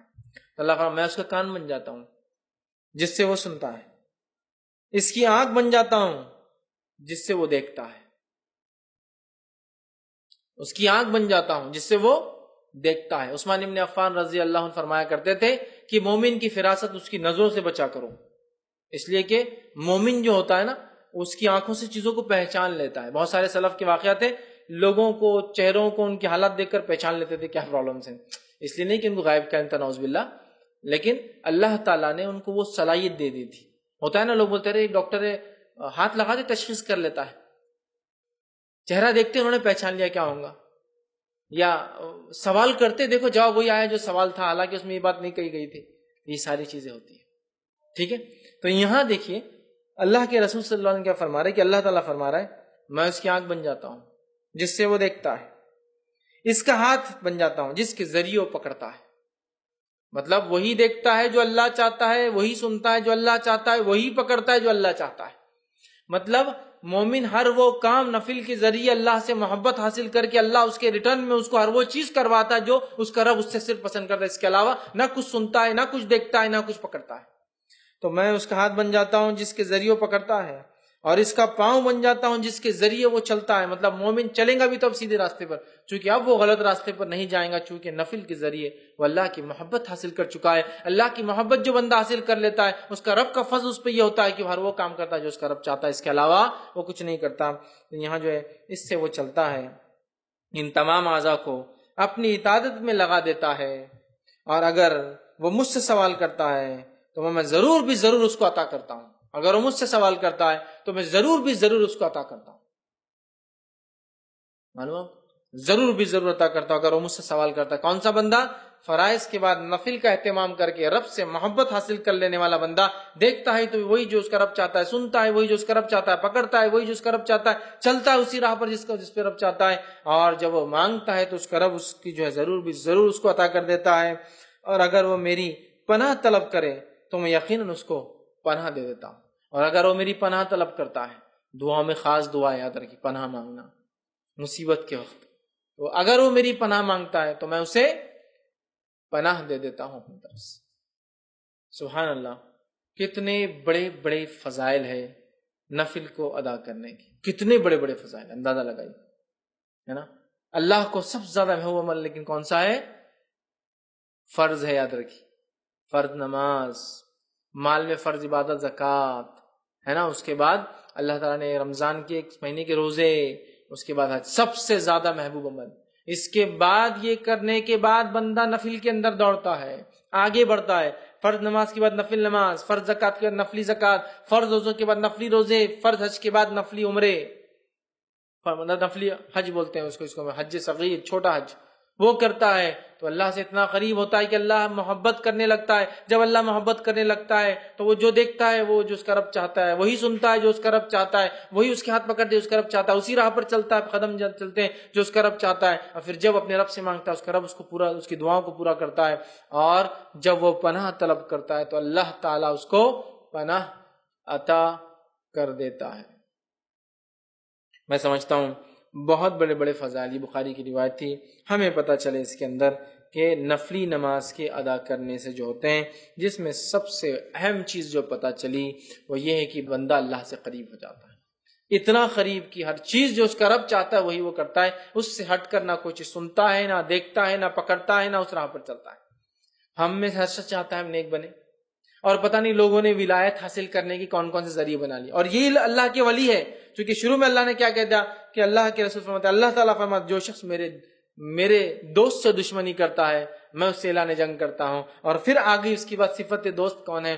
فرائض کے ذریعے نزدیک پہنچتا ہے، نفل کر کے اللہ کا قرب اور محبت حاصل کر لیتا ہے، پھر نفل حاصل کر کے پھر وہ جو مانگتا اللہ پوری کر دیتا ہے، جب پناہ مانگتا اللہ پناہ دے دیتا ہے۔ ہم سب چاہتے ہیں نیک بنے، ہم سب چاہتے ہیں اللہ ہماری دعاؤں کو قبول کرے، ہم سب چاہتے ہیں کہ جب ہم اللہ سے جو مانگے اللہ دے دے، تو ہمیں بھی پھر اللہ تعالیٰ کو پہلے راضی کرنا ہو۔ ارے دنیا کے اندر تو پتہ نہیں کتنی چاپلوسیاں لوگوں کو کرنا پڑتی چھوٹے چھوٹے کام نکالنے کے لیے، ہاں کتنی چاپلوسیاں کرنا پڑتی ہیں۔ اللہ تعالیٰ آپ سے چاپلوسی نہیں چاہتا، اخلاص چاہتا ہے۔ اخلاص، چاپلوسی میں کیا ہوتا ہے؟ اخلاص نہیں ہوتا ہے۔ اخلاص چاہتا ہے، اور اخلاص کے ساتھ فرض عبادت اور نفل میں اضافہ کرو، اللہ تعالیٰ ہم کو دیں گا۔ ادھر کی بہت سے لوگ بولتے ہیں ارے یہ کیا بات ہوئی، کیا بات اللہ تعالیٰ دیں گا تو اس کا مطلب یہ کہ ہم کو کوشش نہ کرے۔ کوشش کرنا ہے، لیکن تم لاکھ کوشش کرنے کے بعد بھی حاصل نہیں کر پاتے ہو نا چیزوں کو۔ لیکن جب اللہ کو ہم راضی کر لیں گے نا، تھوڑی کوششیں بڑے بڑے کام نکال دیں گی، تھوڑی کوششیں بڑے بڑے کام نکال دیں گی۔ اور اس کے بعد بھی اگر کوئی تکلیف آئے تو پھر وہ اللہ کی طرف سے آزمائش ہے، صبر کے ساتھ استقامت کے ساتھ ڈٹ کر مقابلہ کیجیے، دنیا اور آخرت میں اس سے درجات بلند ہوں گے اور اجر ملے گا۔ سمجھ رہے ہیں بات؟ یہ بات کو سمجھنے کی ضرورت ہے، یہ بات کو سمجھنے کی ضرورت ہے۔ تو اللہ سے قریب ہونا ہے۔ دنیا میں ہم کام نکالنے کے لیے سب کچھ کرتے ہیں لوگوں سے، اگر ہم چاہتے ہیں کہ ہمارا کام عرش والا کر دے، دنیا کی ساری مصیبت، مشکلیں، پریشانی حل، اور موت کی اور موت کے بعد کی اور آخرت کی وہ تمام چیزیں، تو پھر ہم جو ہے آسمان والے کو راضی کر لیں۔ ہو سکتا دنیا والے ناراض ہو جائے، اس سے کوئی مسئلہ نہیں، لیکن اللہ راضی ہو جائے۔ لیکن ہمارا معاملہ یہ ہے کہ ہم اللہ کو ناراض کرنا چاہتے اور دنیا والوں کو راضی کرنا چاہتے، تو اللہ تعالیٰ بھی پھر انہی کے سامنے ہم کو جھکاتا رہتا ہے۔ تو اللہ کے نیک بندوں کی صفت آ گئی. فرائض کا اہتمام کیجیے، فرائض کے اہتمام نفل میں اضافہ کیجیے. دیکھیے اللہ تعالیٰ کہ ہم دوست بن جاتے ہیں، پھر یاد رکھیے دوست بن جاتے ہیں. ٹھیک ہے، تو اس کی ہم کوشش کریں کہ نوافل کو ہم زیادہ زیادہ کریں. یہ 6 نکات تھے اور اس کے اندر 2 حدیثوں میں 2 فائدے نظر آئے. تو ایسے کل ملا کے 8 سے 9 فائدے ہم نے دیکھے، فضائل دیکھے، جو نفل نماز کی ادائیگی سے درجات کا بلند ہونا، گناہوں کا مٹا دیا جانا ہے نا، گھر میں خیر اور برکت کا آنا، اللہ سے قرب حاصل کر لینا، نبی اکرم صلی اللہ علیہ وسلم کے ساتھ جنت میں جانے کا ذریعہ بننا. ٹھیک ہے، اس کے بعد اس حدیث کے اندر کتنے فائدے آ گئے، کتنے فائدے کہ بندہ نفل کا اضافہ کرتا ہے، اللہ کی محبت آتی ہے اور اس کے بعد اللہ اس کا دوست بن جاتا ہے. جو اس سے دشمنی رکھتا ہے اللہ اس کے خلاف اعلان جنگ کر دیتا ہے. اللہ تعالیٰ وہی سناتا ہے جو اللہ چاہتا ہے، وہی دکھاتا ہے جو اللہ چاہتا ہے، وہی پکڑتا ہے جو اللہ چاہتا ہے، اس راہ پہ چلتا ہے جہاں اللہ چلانا چاہتا ہے. ہر چیز ہو جاتی ہے. تو ایسے 10 فضائل ان 6 سے 7 حدیث میں ہم نے دیکھے جو نفل نماز کے ہوتے ہیں. ہمیں کوشش کرنا چاہیے، ہم چاہے مرد ہو چاہے عورت ہو، ہم خوب نوافل میں اضافہ کریں، زیادہ سے زیادہ نوافل کو پڑھنے کی کوشش کریں تاکہ اللہ کا قرب حاصل ہو، محبت حاصل ہو. اور یہ اصل ہے، یاد رکھیے، جو اللہ کا قرب حاصل کر لے، محبت حاصل کر لے، اللہ اس سے راضی ہو جائے، بس اس نے تو آخرت میں کامیابی پا لی. یاد رکھیے. ٹھیک ہے، تو لہٰذا نفل نمازوں کے بڑے فوائد ہیں. ہم سب کو چاہیے کہ ہم فرض کے علاوہ نفل کا بھی اہتمام کریں. اللہ تعالیٰ سے آخر میں دعا ہے کہ اللہ سبحانہ تعالیٰ ہم تمام کو فرض نمازوں کے علاوہ نفل کا اہتمام کرنے کی خصوصی توفیق عطا فرمائے، اور ہم تمام کو جو ہے خوب نوافل پڑھنے کی توفیق عطا فرمائے، اور اللہ تعالیٰ ہمیں اس کے ذریعے اپنا قرب، اپنی نزدیکی، اپنی محبت حاصل کرنے کا اسے ذریعہ بنانے کی توفیق عطا فرمائے. جب تک ہمیں زندہ رکھے، اسلام اور ایمان پر زندہ رکھے، خاتمہ ہمارا ایمان پر ہو. وآخر دعوانا ان الحمدللہ رب العالمین. سبحان ربک رب العزت عما یصفون وسلام علی المرسلین والحمد للہ رب العالمین.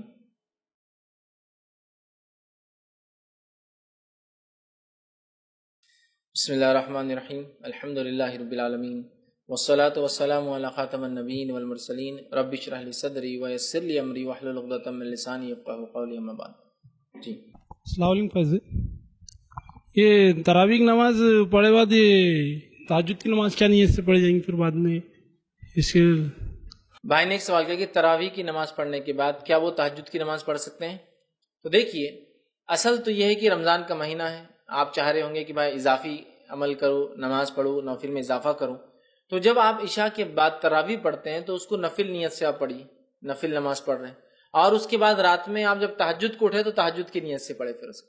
تو یہ آپ کی تراویح نفل ہو جائیں گی. اور تہجد جو ہے وہ چونکہ نبی اکرم صلی اللہ علیہ وسلم کا عمل ہے، وہ سنت ہے، تو بہرحال وہ سنت میں شامل ہو جائیں گی. تو لہٰذا یہ نفل میں ہو جائیں گی، تو ایکسٹرا نفل، اور وہ جو ہے جو خاص جو آپ صلی اللہ علیہ وسلم پڑھتے تھے ہمیشہ اس میں ہو جائیں گی. تو آپ دونوں ایسا کر کے رات میں پڑھ سکتے ہیں. ہاں، اگر آپ تراویح پڑھتے ہیں اور اس کے بعد نماز پڑھتے ہیں تو پھر وتر کی نماز نہیں ہوں گی. یاد رکھیے، وتر آپ کو چھوڑنا پڑیں گی. پھر آپ رات میں تہجد پڑھیں اور تہجد کے بعد پھر آپ وتر کی نماز ادا کریں. روزے کی قضا کب تک ہے رمضان؟ دیکھیے، بھائی نے سوال کیا کہ رمضان کے روزوں کی قضا کب تک ہے، تو پچھلے سال کے روزوں کی قضا یہ سال کے چاند دکھنے تک ہے. اگر نہیں کریں گے تو گناہگار ہو جائیں گے یہ سال کا چاند دکھنے پر. تو جس نے مرد اور عورتوں نے پچھلے سال کے روزے اب تک نہیں رکھے ہیں تو ابھی رمضان کو موقع باقی ہے. 7 تاریخ سے یا 6 تاریخ سے رمضان ہوں گے، فوراً جو ہے اپنی قضا روزوں کو پورا کر لے. اس لیے کہ اگر پھر رمضان آ گئے تو گناہگار ہو جائیں گے، چونکہ رمضان کے روزوں کی قضا رمضان کے خاتمے کے بعد جس رمضان میں چھوٹے روزے اگلے رمضان آنے تک ہے. میں عائشہ فرماتی ہے ہم لوگ رمضان میں کچھ ہمارے روزے چھوٹ جاتے اور ان روزوں کو شعبان آنے تک مکمل نہیں کر پاتی. تو پتہ چلا 1 سال مدت ہے اور شعبان میں صحابیات اپنے روزوں کو مکمل کرتی، اس کے بعد کا مہینہ رمضان ہوتا تھا. تو لہٰذا یاد رکھیں 1 سال ہوتا ہے. تو آپ نے جس رمضان کے روزے چھوٹے اگلے رمضان سے پہلے تک آپ کو کمپلیٹ کرنا ہے. لہٰذا ابھی موقع ہے، جن لوگوں کے نہیں ہوئے وہ ضرور روزے رکھ لیں.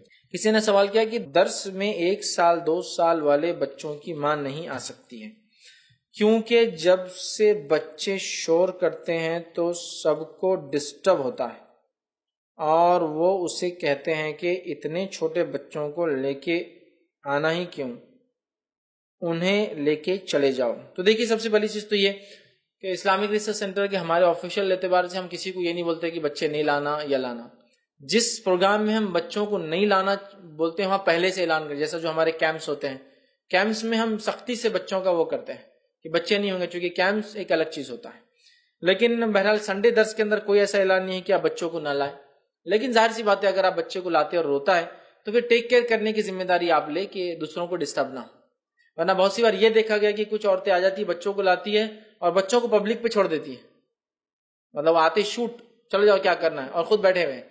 یہ تو ایک ہیڈیک ہے سب کے لیے کہ کوئی دوسرا کیوں آپ کے بچوں کو وہ کرے، یہ تو ہیڈیک۔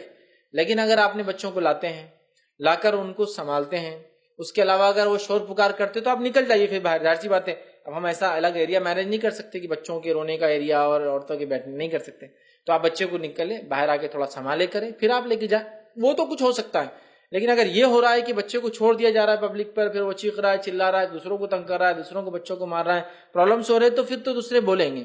لیکن عموماً ہمارے طرف سے کسی کو روک نہیں ہے کہ ایسا نہ کرے بس، لیکن آپ لائے تو یہ چیز طے کرے کہ آپ کا بچہ روئے نہ، ستائے نہ، یا دوسروں کو تکلیف نہ دے۔ تھوڑا بہت بہرحال ہوتا ہے، بلکہ میں تو پریفریبل کہتا ہوں بچے آنا چاہیے، یہ بچپن سے آئیں گے تو کچھ چیزیں سیکھیں گے، ایٹیکیٹس، مورلس، مجلسوں محفلوں میں کیسے رہنا ہے۔ بہت سی بار والدین مجلسوں میں جاتے ہیں تو بچوں کو لے کے نہیں جاتے ہیں کہ تو وہاں وہ تنگ کریں گے، تو کبھی ایٹیکیٹ سیکھ بھی نہیں پاتے ہیں کہ مجلسوں میں کیسے رہنا چاہیے۔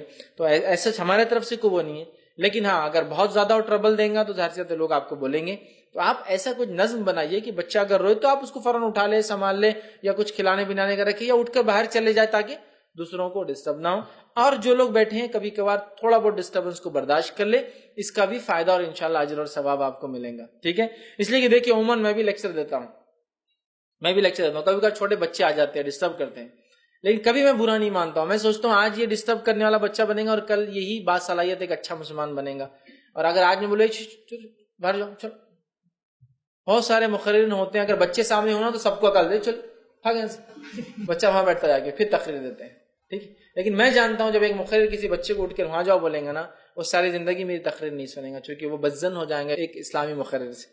بہرحال کیونکہ میں بھی چھوٹا تھا اور مقرر نے پیچھے کیا تو میں کبھی سننا پسند نہیں کیا اس آدمی کو آج تک، چونکہ ایک مزاج ہوتا ہے بچوں کا، اور بچے بڑوں سے زیادہ سیریس اور کنکلوژنز نکالتے ہیں، نتیجے نکالتے ہیں وہ چیزوں سے۔ یہ آنٹی ہنستے مطلب یہ اچھی بات کرتے مطلب اچھا ہے، یہ انکل تیز بات کرتے چڑھتے مطلب یہ اچھے نہیں ہیں، وہ کنکلوژنز ڈیسیژنز لیتے ہیں اس سے فوراً۔ تو لہٰذا میں کبھی نہیں وہ کرتا ہوں کہ آپ نے کیوں لایا بچے کو، اس لیے کہ آج آئیں گا کل سیکھیں گا پرسوں ضد کریں گا، لیکن وہ سیکھیں گا ماحول میں رہنا۔ بہرحال تو یہ کوئی ایسا مسئلہ نہیں ہے، لیکن بس اتنا ہے کہ اگر کوئی سیویرٹی بڑھ جائے کیس کی تو تھوڑا آپ مینیج کر لیں تو انشاءاللہ میں سمجھتا ہوں آفیشیل ہمارے طرف سے ایسا کچھ بھی نہیں ہے، بلکہ میں خوش ہوتا ہوں چھوٹے بچے آ جائیں گے تو کل ہی بچے سیکھیں گے دین اور اس پہ بہرحال عمل کریں گے انشاءاللہ۔ جی السلام علیکم فیض بھائی، میرا سوال تھوڑا ہٹکے ہے۔ لوگ حضرت علی رضی اللہ تعالیٰ عنہ کو علیہ السلام کہتے ہیں، تو یہ درست ہے یا نہیں ہے، یہ پوچھنا تھا سوال۔ بھائی نے سوال کیا کہ علی رضی اللہ عنہ کو لوگ علیہ السلام کہتے ہیں، یہ کہنا درست ہے یا نہیں ہے؟ دیکھیے اس میں دو چیزیں شامل ہیں۔ علیہ السلام کا معنی ہوتا ہے ان پر سلامتی ہو، ٹھیک ہے۔ علیہ السلام کا کیا معنی ہوتا ہے؟ ان پر سلامتی ہو۔ تو اگر کوئی شخص سارے صحابہ پر یہ لگاتا ہے تو حضرت علی پر بھی لگایا جا سکتا ہے، اس میں کوئی مسئلہ ہی نہیں۔ لیکن اگر حضرت علی رضی اللہ عنہ کو الگ کرنے کے لیے، ڈفرینشیٹ کرنے کے لیے اگر کوئی اس طرح سے کرے تو پھر درست نہیں ہوگا، کیونکہ صحابہ کے تعلق سے خاص لفظ جو قرآن نے ادا کیا وہ کیا ہے؟ رضی اللہ عنہ و رضوہ عنہ، وہ اللہ سے راضی ہو، اللہ ان سے راضی ہو۔ تو دس از دا بیسٹ ٹائٹل، مطلب یہ سب سے اچھا ٹائٹل ہے جو اللہ نے خود دیا۔ لیکن علیہ السلام دعا ہے، علیہ السلام جیسا السلام علیکم تم پر سلامتی ہو، علیہ السلام ان پر سلامتی ہو، یہ بھی دعا ہے سلامتی کی۔ جیسا مریم علیہ السلام، حالانکہ وہ نبی نہیں پھر بھی علیہ السلام سلامتی ہو لگایا جاتا ہے، لگایا جا سکتا ہے۔ تو حضرت علی پر اور صحابہ پر بھی یہ لگایا جا سکتا ہے، علیہ السلام ان پر سلامتی ہو، اس میں حرج نہیں۔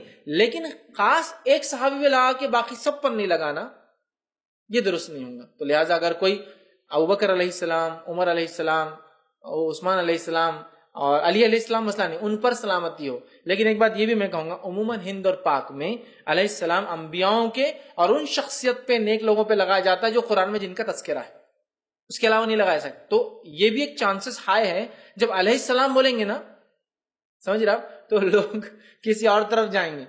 جیسا کہ مثال کے طور پہ دیکھیے رحمت اللہ علیہ، یہ رحمہ اللہ، اللہ ان پر رحم کرے، جو بھی دنیا سے چلے گئے آپ یہ دعا کر سکتے، لیکن ہمارے پاس رحمہ اللہ کس کو لگاتے ہیں؟ رحمت اللہ علیہ خاص شخصیات، جیسا کہ عام کسی کو نہیں لگائیں گے۔ اگر کوئی کہے میرے والد رحمہ اللہ، ولی سے تمہارے والد، پھر کہتا تم رحمہ اللہ یا رحمت اللہ علیہ لگائے، نہیں صرف ولیوں پہ لگتا ہو۔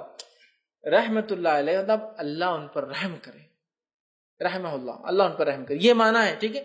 تو انڈیا میں مخصوص ہے رحمہ اللہ، ولی، علیہ السلام نبی اور قرآنی شخصیات۔ تو اسی لیے میں کہہ رہا ہوں احتیاط کا پہلو یہ ہے کہ وہ ٹائٹل ہی آپ دے جو ٹائٹل اللہ رب العزت نے قرآن میں دیا، جن سے لیکن اگر کوئی کہیں علیہ السلام میں مسئلہ کیا ہے بھائی، مسئلہ کیا ہے؟ سمجھ رہے بات کو؟ مسئلہ کیا ہے؟ تو پھر آپ کو یہاں سمجھنا ہوگا کہ دوسرے صحابہ بھی اگر آپ لگاتے ہیں تو ان پہ بھی لگا سکتے ہیں. جیسا رضی اللہ عنہ، ٹھیک ہے، رضی اللہ عنہ کا معنی اللہ جن سے راضی ہوا یا اللہ جن سے راضی ہو، دونوں سے غیر معلوم ہے، یہ دونوں کے لیے ہوتا ہے. اسی لیے کچھ جگہ آپ دیکھیں گے لوگوں نے تابعین تابعین کے نام کیا بھی رضی اللہ عنہ لگا دیا، لیکن وہ عربک گرامر کے اعتبار سے ہو معنی میں ہے اور ہوا معنی الگ ہوتا ہے. سمجھ رہے آپ؟ لیکن پھر بھی انڈیا میں آپ لگائیں گے تو بہت بڑا خطرہ ہے کسی غیر صحابی کو. سمجھ رہے؟ تو بہرحال یہ چیز کو بھی آپ کو سمجھنا چاہیے.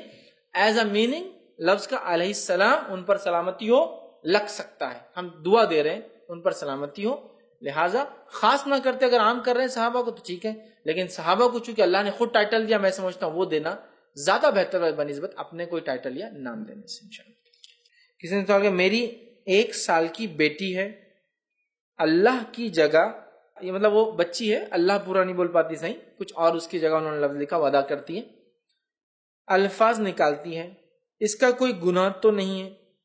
کوئی گناہ نہیں. یاد رکھیے اگر آپ اپنے بچوں کو اللہ بولنا سکھاتے ہیں اور وہ اللہ نہیں بول پاتے جس کی وجہ سے وہ کچھ اور اپنی توتلی زبان میں یا پھر الفاظ کو نہ سمجھنے کی وجہ سے ادا کرتے ہیں، انشاءاللہ عزیز آپ کو کوئی گناہ نہیں ملے گا، بلکہ اللہ تعالیٰ آپ کو اجر دیں گا کہ آپ اپنے چھوٹے بچوں کو جو یہ بولنا سیکھ رہے ہیں ان کو اللہ کا ذکر، اللہ کا نام سکھا رہے ہیں.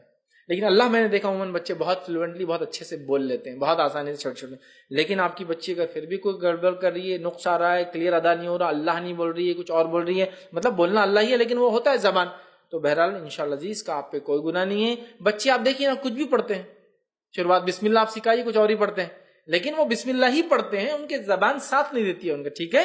تو لہٰذا آپ کو اجر ملے گا اس کا الٹا کہ آپ نے بچوں کو سکھایا اور انشاءاللہ عزیز کوئی گناہ نہیں. لیکن میں جانتا ہوں لوگوں کا بڑا مسئلہ ہے، ٹھیک ہے، لوگوں کا بڑا مسئلہ ہے. جیسا کہ ایک صاحب ایک مرتبہ ایک جگہ کھڑے تھے، وہاں کچرا تھا، وہاں سے ہٹ کے ایک صاحب کا نام لیا. تو میں نے کہا آپ وہاں سے ہٹ کر کیوں نام لیا؟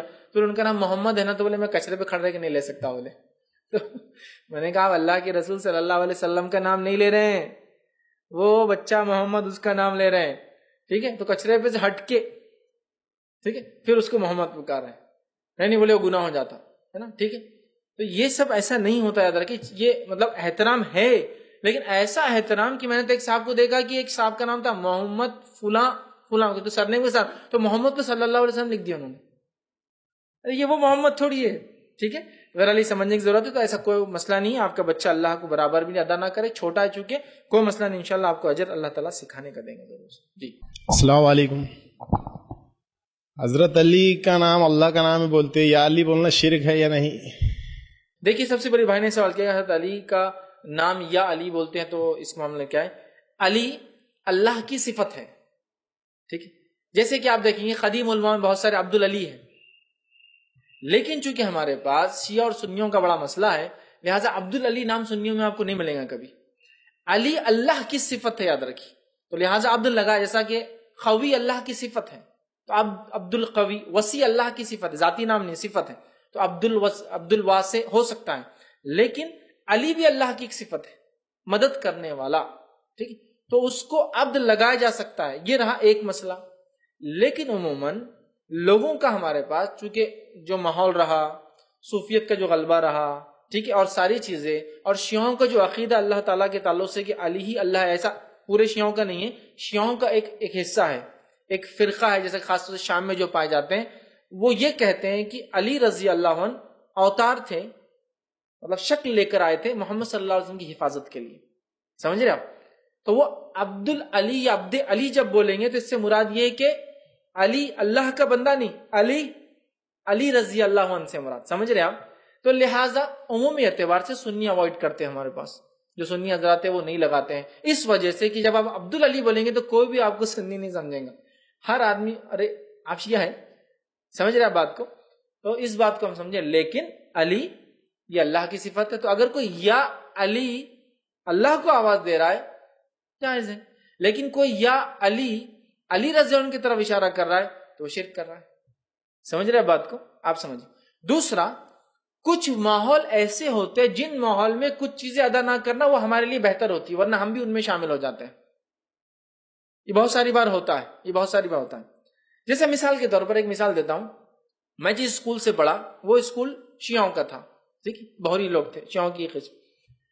تو میرا نام تھا, میرا آفیشیل نیم ہے فیض علی سید, ولدیت ہے اعظم علی سید. تو وہاں اتنا احترام تھا میرا, میں اسپیشل کیس تھا, سمجھ رہے آپ. تو میں کیا کیا پھر بعد میں نام سے جو ہے اپنے بچوں کے علی نکال دیا. اس کی وجہ کیا ہے, اصل میرے والد کا نام ہے اعظم اور دادا کا نام ہے علی, تو ان کے والدیت ہوتی اعظم علی سید, اعظم بن علی, ٹھیک ہے, السید. اب ہوا یہ کہ جب میں داخلے کے لیے وہاں گئے تو انہوں نے لکھے اعظم علی سید, تو بچے کا نام فیض علی سید. علی میرے دادا کا نام ہے نا, مطلب ہمارے نام میں نہیں ہے, صرف سید آتا ہے. تو وہ لگ گیا, تو میں نے اپنے بچوں سے نکال دیا. چونکہ کیا ہو رہا تھا سمجھ رہے آپ, اگر کسی کا فیملی نیم ہے تو رہنے دیجیے, میں وہ نہیں کہہ رہا ہوں, لیکن تھا بھی نہیں نام, لگ گیا اس کے ساتھ, پھر وہ لوگ وہ ہوتا. پھر میں ایک کام کے طور سے میں کچھ زمانہ حیدرآباد میں رہا, تو حیدرآباد میں جہاں جاتا وہاں ایک عجیب عزت ملتی. اچھا فیض علی سید والے تو وہ ایک دم مطلب اکثریت, چونکہ بہت کثرت سے شیعہ لوگ پائے جاتے ہیں, ٹھیک ہے, وہ سارا. تو مجھے ایک جگہ ایڈمیشن ہو گیا انسٹیٹیوٹ میں, وہ اسماعیلیوں کا تھا, شیعوں کی ایک اور برانچ. وہ مجھے ایڈمیشن میں ہاف ڈسکاؤنٹ کسی کو نہیں دیا, میں پریشان. تو مجھے ایک دن بولنے لگا شیعوں میں کہاں ملتے ہیں, بولے آپ جیسے دیندار لوگ. داڑھی واڑی تھی نا مجھے, شیعہ لوگ عموماً داڑھی نہیں رکھتے ہیں, مطلب ان کے لیڈر رکھتے ہیں, لیکن عام لوگ کہاں رکھتے ہیں شیعہ. بولے کہاں ملتے ہیں, بولے ایسے شیعہ, تو آپ ڈسکاؤنٹ, مطلب میں شیعہ نہیں ہوں, فل ڈسکاؤنٹ آپ واپس لے لیجیے میرا. لیکن بعد میں نہیں لیا انہوں نے, اسماعیلی تھے وہ, ٹھیک ہے. تو بولے کہاں ملتے ہیں لوگ ایسے. تو نام سے لوگ کیا کر رہے ہیں سمجھ رہے آپ, سید اور علی, مطلب یہ اس طرح ایسا ہوتا ہے عموماً. تو پھر میں وہاں اوائڈ کرتا اپنا نام علی بولنے کے لیے, حالانکہ آفیشیل نیم میں ہے ابھی بھی فیض سید, اتنا کافی ہو جاتا. تو یہ ڈیپینڈ ہے ماحول پہ. تو اب سمجھو میں یا علی پکارتا ہوں اللہ تعالیٰ کو مدد کے لیے, لیکن میں جانتا ہوں میں ایک ایسی جگہ ہوں جہاں لوگ حضرت علی کو پکارتے ہیں یا علی, تو پھر وہاں میں نہیں پکارنا چاہیے. کیوں؟ تو پھر یہ ہوگا کہ میں اور وہ ایک جیسے ہو جائیں گے. ایسا ایک اور مثال, کالا کپڑا پہننے میں کوئی حرج نہیں ہے, میں نے ابھی پہنا ہوں, کبھی میں فل بلیک ڈریس پہنتا ہوں, کوئی حرج نہیں. لیکن اگر ایک مخصوص دن جب سب لوگ کالے کپڑے پہنتے بتانے کے لیے کوئی ایک چیز, تو تب اس دن میں اوائڈ کروں گا, اس لیے کہ پھر کیا ہو جائے گا, میں بھی ان میں کاؤنٹ ہو جاؤں گا. آپ سمجھے میں جو بولنا چاہ رہا ہوں؟ کوئی بولے کالا کپڑا حرام ہے کہ نہیں, بالکل نہیں. کیا کوئی دن کالا کپڑا پہننے سے اچھا اور برا ہوتا؟ بالکل نہیں. لیکن جب ایک ایسا ماحول اور سماج ہو جہاں ایک مخصوص دن یا مخصوص ایام میں لوگ کالے کپڑے پہنتے ہیں, اور اگر میں بھی پہنوں تو پھر میں ان جیسا نظر آتا ہوں, جبکہ میں ہوں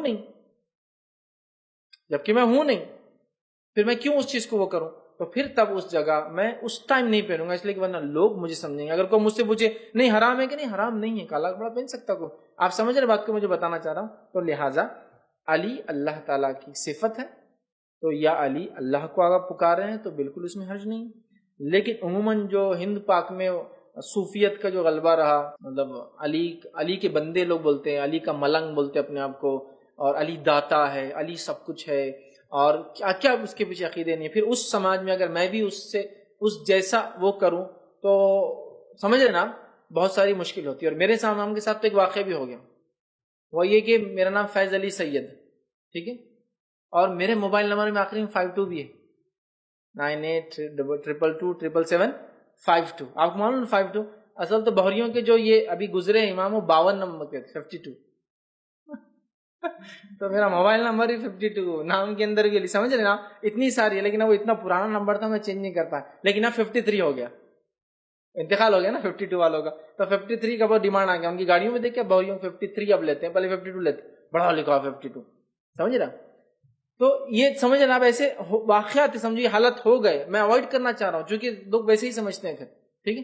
تو بہرحال تو ایسی جگہوں پہ آپ کیا کیجیے, ایسی چیزوں کو اوائڈ کیجیے, ورنہ پھر کیا ہوتا ہے کہ اس سے لوگ آپ کو وہ سمجھتے ہیں جب کیا وہ ہے نہیں, ٹھیک ہے. تو یہ پرابلم. ورنہ علی اللہ کی صفتی نام ہے, آپ یا علی بول سکتے ہیں, لیکن جب معاملہ ایسا آ جائے کہ جہاں لوگ یا علی حضرت علی کو پکارتے ہیں تب اوائڈ کرنا یہ بہرحال آپ کے لیے بہتر ہے. ایک علمی بحث ہے اور ایک عوام میں جو چلتا ہے وہ دونوں چیزیں. کسی نے ایک سوال کیا ہے کہ تسبیح صرف سیدھے ہاتھ کی انگلیوں سے ہی کرنا ہے یا دونوں ہاتھوں کی انگلیوں پر کر سکتے ہیں. تو دیکھیے تسبیح کے تعلق سے جو آتا ہے, نبی اکرم صلی اللہ علیہ وسلم تسبیح پڑھتے ہیں تو اپنے سیدھے ہاتھ کی انگلیوں پر کاؤنٹ کرتے, یہ پور پر. الٹے ہاتھ کے تعلق سے کوئی دلیل یا روایت نہیں ملتی سوائے کچھ ضعیف روایتوں کے, ٹھیک ہے. تو تسبیح آپ سیدھے ہاتھ کی انگلیوں پر کاؤنٹ کرتے نبی اکرم صلی اللہ علیہ وسلم. تو میں بھی کہوں گا کہ الٹا ہاتھ چونکہ روایت ضعیف ہے, اوائڈ کرنا بیٹر ہے, اور صرف سیدھے ہاتھ کے اوپر گنے. میکسیمم تسبیح آپ کی 100 ہے, 33 والی ہے نا, تو میں سمجھتا ہوں 100 والی بھی آپ 12 ہوتے آپ کی انگلیوں میں، آپ کو صرف یہاں تک گننا ہے، 9 10 11 11 کے 3 ہو گئے مطلب 33 ہو گئے، پھر 11 کے 3 ہوئے 33 کافی ہیں. لیکن بہرحال لوگ الٹا یوز کرتے ہیں، اس تعلق سے ضعیف روایت ہے. لیکن کوئی صحیح روایت میں یہ آتا ہے کہ آپ صلی اللہ علیہ وسلم سیدھے ہاتھ کی انگلیوں پر تسبیح کو کاؤنٹ کیا کرتے تھے. اور ایک روایت میں فرمایا اللہ کے ذکر کرنے سے وہ حصہ چمکیں گا. ٹھیک ہے، تو لہٰذا بہرحال اس کو آپ سیدھے ہاتھ پہ کریں، یہ زیادہ انشاءاللہ بہتر ہے. اور ایک بات اس میں وضاحت کر دوں، نبی اکرم صلی اللہ علیہ وسلم نے منکوں پر یا بیجوں پر یا کسی مشین پر کاؤنٹ کر کے تسبیحات نہیں پڑھی. بی نیچرل سب سے اچھا ہے، سنت پہ رہیے، قدرتی رہیے، آپ یہ کیجیے. ورنہ بہت سا لوگ من کا لاکھ والی تسبیح، 50,000 والی تسبیح، اور آج کل تو ڈیجیٹل الیکٹرانک کھٹ کھٹ کھٹ کھٹ ڈالتے ہیں. اور اب تو فون میں بھی کچھ لوگ ایسا کرتے بیٹھتے ہیں. مجھے لگا کچھ گیم کھیل رہے، گیم نہیں کھیل رہے، اللہ اکبر اللہ اکبر اللہ اکبر. مطلب کتنا ٹینشن ہے. دیکھیے آپ 33 بار پڑھو اور 33 بار انگلی بھی ہلاؤ، ٹینشن. آپ کتنا آسان ہے، 33 بار ہوا، 3 بار ہوا 33 ہو گیا، پھر 3 بار گنا 33، پھر 3 بار گنا 11 تک گن لیجیے، ایک چھوڑ دیجیے. اب تو کتنا آسانی سے ہو جاتا ہے یہ تسبیح. اس کے علاوہ جتنی تسبیحات ہیں آپ کو جتنا پڑھنی ہے اس میں نمبر ہی نہیں ہے. 1.25 لاکھ بار کیوں پڑھتے ہیں لا الہ الا اللہ؟ زندگی بھر پڑھیے نا. 1,25,000 بار یا 1,40,000 کیوں پڑھتے ہیں اب لا الہ الا انت سبحانک؟ جب ضرورت پڑے دعا کیا پڑھی، لا الہ الا انت سبحانک انی کنت من الظالمین. ٹھیک ہے، لہٰذا تسبیح مت کیجیے، ہاتھ پہ کیجیے، یہ سب سے اچھا اور سنت طریقہ ہے. جی السلام علیکم فیض بھائی. فیض بھائی میرے 2 سوال ہیں. پہلا سوال تو نفل نماز کس وقت افضل ہے اور کس وقت منع کی گئی ہے؟ اور دوسرا سوال یہ ہے کہ آج کل مطلب سوشل میڈیا پہ 2 میسیجز بہت زور سے چل رہے ہیں. ایک بار موسیٰ علیہ السلام نے اللہ سے پوچھا کہ اللہ میں جتنا تیرے قریب ہوں کوئی اور اتنے تیری قریب ہے کیا؟ تو بولے کہ رمضان میں مطلب ایک قوم آئیں گی آپ صلی اللہ علیہ وسلم کی، اور جب وہ رمضان میں افطار کے لیے بیٹھیں گے تو وہ تم سے بھی قریب ہوں گے. ایک پہلا سوال بھائی کا یہ تھا کہ نفل نماز کا سب سے افضل وقت کیا ہے.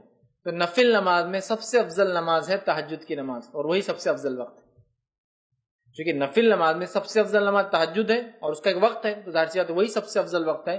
اور تہجد کی خصوصیت یہ ہے، صحیح مسلم کی روایت ہے، ہر رات اللہ تعالیٰ، رمضان کی رات نہیں، ہر رات اللہ تعالیٰ آسمانی دنیا پر آتا ہے. کیسے کیا وہ کیفیت ہم نہیں جانتے. ہر رات اللہ تعالیٰ آسمانی دنیا پہ آتا ہے اور ایک ندا آواز لگائی جاتی ہے، کوئی مانگنے والا میں دینے بیٹھا ہوں، ہے کوئی مغفرت طلب کرنے والا میں معاف کرنے بیٹھا ہوں. اور یہ ہر رات ہوتا ہے، رات کے آخری پہر، تیسرے پہر، فجر ہونے تک. مطلب وہ بالکل سحر کا وقت ہے اور وہی تہجد کا وقت ہے. اور نبی اکرم صلی اللہ علیہ وسلم نے اس وقت میں تہجد پڑھنا پسند کیا. وہ تیسرا پہر رات کا لاسٹ اینڈ پارٹ جس میں ہم سحر کرتے جنرلی رمضان کے اندر، وہ سب سے افضل وقت ہے اور وہ نماز نفل سب سے افضل ہے. تو تہجد پڑھیے اور تہجد کے وقت پڑھیے، یہ سب سے افضل، مطلب رات کا تیسرا پہر، آخری پہر، تہجد کی نماز نفل نماز میں سب سے افضل عمل ہے. اور یہ بہت عمدہ عمل ہے اور یہ اللہ سب سے قریب ہوتا ہے بندے کے.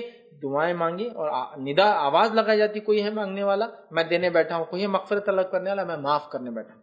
دوسرا بھائی کا سوال تھا کہ موسیٰ علیہ السلام کے تعلق سے ایک سوال آتا ہے کہ موسیٰ علیہ السلام نے اللہ سے سوال کیا، اے اللہ مجھ سے قریب کوئی ہے کیا؟ تو اللہ تعالیٰ نے فرمایا ایک قوم آئیں گی. دیکھیے ایسی کوئی روایت میرے علم میں نہیں ہے. لوگ بہت ساری باتیں رمضان، روزے، مہینے، ربیع الاول اور یہ ایسے مہینوں کی بنا لیتے ہیں جس کی کوئی بنیاد نہیں ہوتی. جیسا مثال کے طور پر جو شخص ربیع الاول کے آنے سے پہلے ربیع الاول کے آنے کی مطلب مہینے کی مبارکباد دیں گا اس پہ جہنم حرام. ایسی کوئی حدیث نہیں، کوئی حدیث. اسی طرح یہ جو آپ نے کہا موسیٰ علیہ السلام نے کہا کہ وہ موسیٰ علیہ السلام سے بھی قریب ہوں گی، یہ محال ہے ہمارے لیے سوچنا، اس لیے کہ یہ تو ہمارا عقیدہ ہے کہ سارے نیک انسان مل کر بھی ایک نبی کی برابری نہیں کر سکتے. سارے نیک انسان دنیا کے مل کے بھی ایک نبی کی برابر نہیں ہو سکتے، ایک نبی کے. موسیٰ علیہ السلام نبیوں میں اور اعلیٰ مقام ہے، برگزیدہ اولو العزم پیغمبر ہے. نوح علیہ السلام، ابراہیم علیہ السلام، موسیٰ علیہ السلام، عیسیٰ علیہ السلام، محمد صلی اللہ علیہ وسلم، برگزیدہ اولو العزم پیغمبر. موسیٰ علیہ السلام کا مقام حاصل کرنا عام بات نہیں، سوال ہی نہیں آتا. لہٰذا اس کی جو بات اس میں بتائی جائے نا، کنٹینٹ خود بتا رہا ہے کہ ایک نبی کو کہنے کے ڈیروگیٹری مطلب ان کے بارے میں ہلکی بات کہی جا رہی ہے. یہ نہیں ہو سکتا. کوئی نبی کے تعلق سے یاد رکھے، پورے نیک انسان مل بھی جاتے ایک نبی کا مقابلہ نہیں کر سکتے. تو کیسے کوئی امت آئیں گی جو روزہ رکھیں گی تو نبی سے بھی زیادہ قریب اللہ سے ہو جائیں؟ کیسے نہیں ہو سکتا. بہرحال تو الفاظ بھی ٹھیک نہیں ہے اور ایسی کوئی روایت میں نے آج تک نہیں پڑھی کہ ایسی کوئی بھی حدیث ہے، کوئی روایت. حافظ بھائی اور ایک سوال ہے. ایک بار جبرائیل علیہ السلام نے اللہ سے کہا کہ میں آپ کی عبادت کرنا چاہتا ہوں، میسج یہ بھی، اور انہوں نے 2 رکعت نماز پڑھی. تو 2 رکعت ایسی تھی وہ کہ کچھ میسج میں آتا ہے کہ 10,000 سال تک پڑھے انہوں نے، موسیٰ علیہ السلام، جبرائیل علیہ السلام، اور کچھ میسج میں آتا ہے کہ 40,000 سال تک 2 رکعت پڑھے. تو اللہ تعالیٰ نے فرمایا کہ تم نے بہت اچھی عبادت کی، بٹ آخری وقت میں ایک قوم آئیں گی، یعنی آپ صلی اللہ علیہ وسلم کی امت، کہ وہ 2 رکعت نفل نماز پڑھیں گی تو تمہارے اس نماز سے افضل ہوں گی. تو یہ بھی کہیں حدیث میں آتا ہے کچھ. بھائی نے ایک اور سوال کیا کہ ایک اور میسج انہوں نے پڑھا ہے کہ جبرائیل علیہ الصلوۃ والسلام نے اللہ سے قربت کے لیے عمل کے لیے پوچھا تو اللہ نے کہا کہ 2 رکعت نماز پڑھو. انہوں نے پڑھی کتنے ہزاروں سال تک. اس کے بعد اللہ نے فرمایا ایک قوم آئیں گی جو 2 رکعت نفل پڑھیں گی تم سے افضل ہوں گا. ایسی بھی کوئی روایت میں نے آج تک نہیں پڑھی کہ جبرائیل علیہ السلام کے تعلق سے خاص. ہاں فرشتوں کا ایک معمول ہے، کچھ سجود میں ہے تو قیامت تک سجدہ ہی کریں گے، کچھ رکوع میں ہے تو قیامت تک رکوع کریں گے.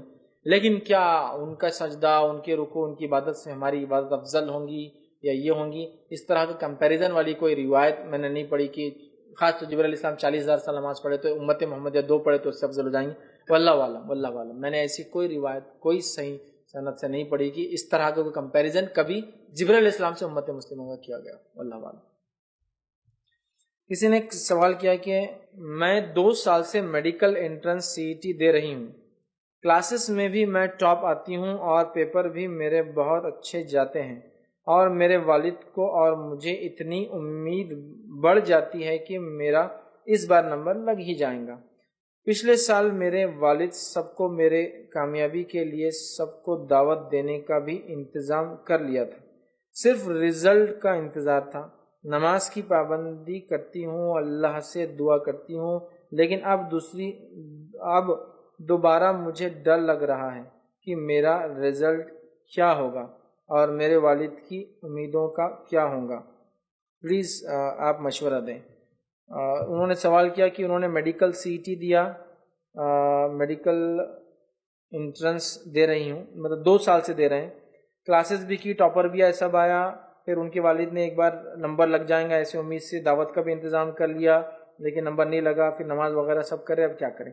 دیکھیے سب سے پہلی چیز، جب آپ اللہ تعالیٰ کو اپنا رب مانتے ہیں اور اسی کو اپنا کارساز مانتے ہیں اور یہ مانتے ہیں کہ میرا رب میرے لیے سب سے خیر اور سب سے اچھے راستے نکالیں گا، تو میں سمجھتا ہوں آپ کا وہ CET میں پاس نہ ہونا، کامیاب نہ ہونا ہی آپ کے لیے سب سے اچھی چیز تھی. یہ بڑا ہمارے پاس مسئلہ ہے. کامیابی ہر بار یہ نہیں ہوتی کہ سب سے اچھی چیز یا جو چیز میں چاہتا ہوں وہ مجھے حاصل ہو تو ہی میں کامیاب ہوں. کامیابی وہ ہے کہ میں نے ایک چیز سوچی لیکن میرے رب نے مجھے اس چیز پہ چلایا جو یقیناً میرے لیے حقیقی کامیابی تھی. آپ سمجھ رہے اس بات کو؟ یہ بڑی اہم بات ہے. زندگی کے ایسے کئی ڈیسیجنس ہیں جن ڈیسیجنس کو جب میں سوچتا ہوں پیچھے جب میں تھا اس حال میں تو میرے لیے وہ بہت برے ڈیسیجنس تھے. مطلب مجھے ایسا لگ رہا تھا یہ صحیح نہیں ہوا. ایک تو علم کی کمی ہوتی ہے، کوئی گائیڈنس نہیں دینے والا تو بچے ایسے سوچتے ہیں یہ صحیح نہیں ہوا، لیکن اس کے بعد جب اب پلٹ کے دیکھتا ہوں ساری حالت پہ تو وہ سب سے صحیح تھا جو میرے ساتھ ہوا. سمجھ رہے بات کو؟ وہ سب سے صحیح تھا جو میرے ساتھ ہوا، ورنہ اگر وہ نہیں ہوتا تو شاید سمجھ رہے پھر وہ کچھ اور نتیجہ. تو ہم انسان بہت شارٹ سائٹڈ ہوتے ہیں، بہت نزدیک کا دیکھتے ہیں. جب آپ نمازی ہیں، سب کچھ کر رہے ہیں، اللہ پر توکل کر رہے ہیں اور سب کچھ اچھا ہونے کے بعد بھی آپ کا نمبر نہیں لگنا، this is something good for you. میں کہوں گا یہ آپ کے لیے اچھا ہے، تبھی تو اللہ تعالیٰ آپ کے لیے چوز کرا، اس لیے کہ ہو سکتا ہے کوئی چیز کو ہم خیر سمجھے لیکن ہمارے لیے شر، اور کوئی چیز کو ہم اپنے لیے شر سمجھے ہمارے لیے خیر ہو. اس کی ایک مثال دیتا ہوں. ایک واقعہ تھا مصر کا کہ ایک صاحب ٹیچر تھے سعودی عرب میں، جاب کے لیے وہاں تھے، اپنے شہر سے نکلے، قائرو کے اندر فلائٹ لینا تھی، سعودی عرب پہنچنا تھا اور مطلب جاب پر پہنچنا بہت ضروری تھا. وہ نکلے اور ٹریفک میں پھنس گئے. جب پہنچے تو فلائٹ جا چکی تھی. اتنے غمزدہ، غمگین کی دنیا میں اس سے بڑا غمزدہ کوئی نہیں. ایک دم منہ لٹکا ہوا، پریشان، کار میں بیٹھے واپس. جب واپس گھر آ رہے تھے، گھر ابھی پہنچے بھی نہیں تھے تو ریڈیو پہ، چونکہ ریڈیو کامنلی ٹیکسیز میں ہوتا ہے، ریڈیو پہ خبر آئی کہ وہ فلائٹ جو قاہرہ سے نکل کے جدہ جا رہی تھی وہ سمندر میں کریش ہو گئی اور کرو کے ساتھ سارے لوگ مارے، مطلب سبھی مر گئے. ابھی دنیا کا سب سے خوش نصیب آدمی. 1 گھنٹہ پہلے ایئرپورٹ پہ سب سے بد نصیب، پاسپورٹ پہ ویزا اسٹیمپنگ نہیں ہوئی، کیا سب ٹکٹ ویسٹ، جاب چلی گئی نا سمجھو ایک طرح سے. اگر ایگزامس وغیرہ ہوں گے جاب تو گئی اس کی. اور ابھی دنیا کا سب سے خوش نصیب. ایک ہی واقعہ ہے، 2 پہلو. یہ کیسا ہوگا بھائی؟ ابھی تو سب سے بد نصیب سبھی خوش. یہی ہوتا ہے، کبھی نتیجہ جلدی دکھتا ہے اور کبھی نتیجہ آخر سے دکھتا ہے. لیکن یہی تقدیر ہے، یاد رکھیے، اس کو آپ کو ماننا چاہیے. آپ نے سب کچھ کرنے کے بعد بھی سب سے پرفیکٹ وہ چیز نہیں ہوتی ہے. سمجھ رہے ہیں؟ اور بہت ساری بار اس چیز کو میں اپنی ذاتی زندگی میں بھی دیکھ چکا ہوں. لیکن وہ آپ کے لیے سب سے خیر ہوتا ہے، سب سے زیادہ اچھا ہوتا ہے. جیسا کہ سب کچھ تیاری کیا، سب سے جلدی گیا، اس چیز کے لیے سب سے زیادہ مجھے امید تھی کہ میں وہاں پہنچ جاؤں گا اور اسی دن کی فلائٹ مس ہو جانا. ایک تو آنکڑے بھی سامنے آتے 5 فگر کے جو ڈوب جاتے فلائٹ مس ہونا والے تو, اور دوسرا وہ جو چیز اٹینڈ کرنے آپ جا رہے تھے, وہ پروگرام, وہ چیز آپ سوچ رہے ہیں کیسا ہوتا ہے, مس ہو جاتی. سامنے والوں کی امیدیں, ان کی تیاریاں, اور آپ مس ہو گئے. لیکن وہی خیر ہوتا ہے. سمجھ رہے آپ, ہوتا ہے انسان کے ساتھ کہ ایسا کیسا ہو گیا, میں نے سب کچھ کیا, جلدی نکلا اورنگ سے, فلاں ہوا, یہ ہوا, ایسا کیا, بامبے پہنچ گئے جبھی, اور پھر اس کے بعد بھی یہ کر رہے, اسٹاف پہ چلا رہے وہاں کے, اور یہ کر رہے, اور سمجھ رہے آپ بات کو. لیکن پھر سمجھ میں آتا ہے کہ ہمارا ایک پلان ہے اور اللہ کا ایک منصوبہ ہے, وہ سب سے بہترین ہے, اس کو آپ قبول کر لیجئے. تو میں کہوں گا آپ نے سب کچھ کیا, ابھی بھی سب کچھ کیجئے, اللہ سے اچھی امیدیں رکھیے. اس کے بعد بھی رزلٹ اگر وہ نہ آئے جو آپ چاہتے ہیں, تو یہ سمجھ لیجئے اللہ نے اس کے علاوہ آپ کے لیے سب سے بیسٹ آپشن جو آپ کے لیے اچھے وہ رکھے ہیں, اس کو آپٹ کر لیجئے اور آگے بڑھ جائیے. یہ سوچے بغیر کہ آپ کا سیٹی میں یا آپ میڈیکل انٹرنس پاس ہونا تھا, چھوڑ دیجئے اس کو اور لگ جائیے. اللہ تعالیٰ آج نہیں, آج سے 2 4 5 سال بعد جب ہم بیٹھیں گے, پچھلے دیکھیں گے, پھر غور کریں گے, کہیں گے جو ہوا نا بہت اچھا ہوا, اگر شاید یہ نہیں ہوتا تو آج میں یہاں نہیں ہوتا. ہوتا ہے ایسا, یاد رکھیں. یہ کب ہوتا ہے؟ ایک وقت جانے کے بعد, ایک وقت جانے کے بعد اس چیز کو سمجھنا, اور خاص طور اسٹوڈنٹس کے لیے بہت ضروری ہے. جب میں 10th میں تھا, میرا پرسنٹیج آیا تھا 56.28, 56.28. اسٹڈیز کے اعتبار سے میں کوئی برلین اسٹوڈنٹ نہیں تھا بہرحال, تو میرا یہ پرسنٹیج آیا تھا. میں بچوں کو اس لیے نہیں بول رہا ہوں کہ آپ لوگ بھی اتنا لائیے, ورنہ بولے نہیں آپ اتنا کم ہے, میں وہ نہیں بول رہا ہوں. آپ اپنی صلاحیت دیجیے. میری صلاحیت یہ تھی پڑھائی کے حد تک, ٹھیک. ہر کسی کی صلاحیتیں مختلف ہوتی ہیں, ٹھیک. تو تب میں بہت, سب لوگ ڈیموٹیویٹ ہو گئے, سب لوگ بول رہے ہیں تمہارا تو کم پرسنٹیج آیا, تمہارا تو یہ آیا, فلاں ہوا. لیکن میں چیٹنگ بھی نہیں کیا تھا, ٹھیک ہے. دوسرا چیٹ نہیں, اور دوسرا یہی میری محنت تھی, اس کا نتیجہ, اور میں اس پہ خوش تھا. لیکن سب لوگ رہے تم تو ایسا ہو گیا, اتنا کم پرسنٹیج آیا, اور یہ تو تھوڑا سا آدمی ڈیموٹیویٹ ہو جاتا, پریشان ہوتا ہے, ٹھیک, ایک دم وہ ہوتا, پریشان ہوتا ہے. تو میں بھی کچھ لوگوں کے ساتھ پریشان رہنا. پھر کالج میں بھی عجیب کر دیے تھے انہوں نے, جب کلاس وائز کر دیے تھے, مطلب پرسنٹیج 90 to 75 کلاس الگ, 75 to 60 کلاس الگ. اب آپ کا گریڈ کون سا, اس سے اچھا تم 60 کے نیچے ہے. اب آدمی اگر کوئی سی کلاس میں, سی گریڈ میں, مطلب وہ کلاس اے بی سی میں وہی بچے جو 60 کے نیچے ہے اور 50 کے اوپر, جب بھی آدمی وہ کر لیتا, مطلب ایک طرح سے کاسٹ سسٹم بنا دیا تھا انہوں نے کالج کے اندر, کہ یہ رینک والے, یہ طبقے والے, یہ طبقے, ٹھیک ہے. پڑھائی کے حساب سے ہونا چاہیے کچھ چیزیں. بہرحال تو تھوڑا سا آدمی لو ہوتا ہے, یار یہ ہو گیا. مجھے ایک چیز کی خوشی تو ہمیشہ تھی, میں چیٹنگ نہیں کرتا تھا, تو مجھے اس کی خوشی تھی, میں نے چیٹ نہیں کیا, ٹھیک. دوسرے بہت سارے میرے سے اوپر گریڈ میں تھے تب, کیوں, تو یہاں وہاں نمبر آیا, خوب چیٹنگ کی اور 70s میں لا لی مارکس, ٹھیک ہے. تو حالانکہ پڑھائی میں تو میرے سے بھی کمزور تھے, مطلب ان کا 51 52 آنا چاہیے تھا, لیکن آگے 70s میں. لیکن آگے چل کے 12 سے آگے نہیں بڑھ سکے بیچارے وہ لوگ, وہ 12 میں رہ گئے, پھر واپس بزنس وغیرہ میں لگ گئے, چونکہ وہ کیلیبر ہی نہیں تھا نا, مل گیا. تو تب میرے لیے بہت ہوتا تھا, ارے یار میں اتنا کم پرسنٹیج آیا, یہ آیا, وہ آیا. لیکن ایک مقرر تھے اس زمانے میں, کسی ایک کیمپ میں گیا تھا, وہ ایک اسپیکر تھے, وہ ایسا اسپیچ دے رہے تھے, مطلب دینی اجتماع ٹائپ ہی تھا, لیکن بچوں کے لیے, جو بچے 10th پاس ہوئے ان کے لیے تھا. تو وہ مقرر بولنے لگے, اور میں بہت ہنستا تھا, کچھ بھی چیز پہ جوک بنانا ہنسنا میرا کام ہی تھا, وہاں بھی میں ہنس رہا تھا. تو ایک مقرر وہاں بولنے لگے, اور اچھا جملہ بولا, there is always a space on the top.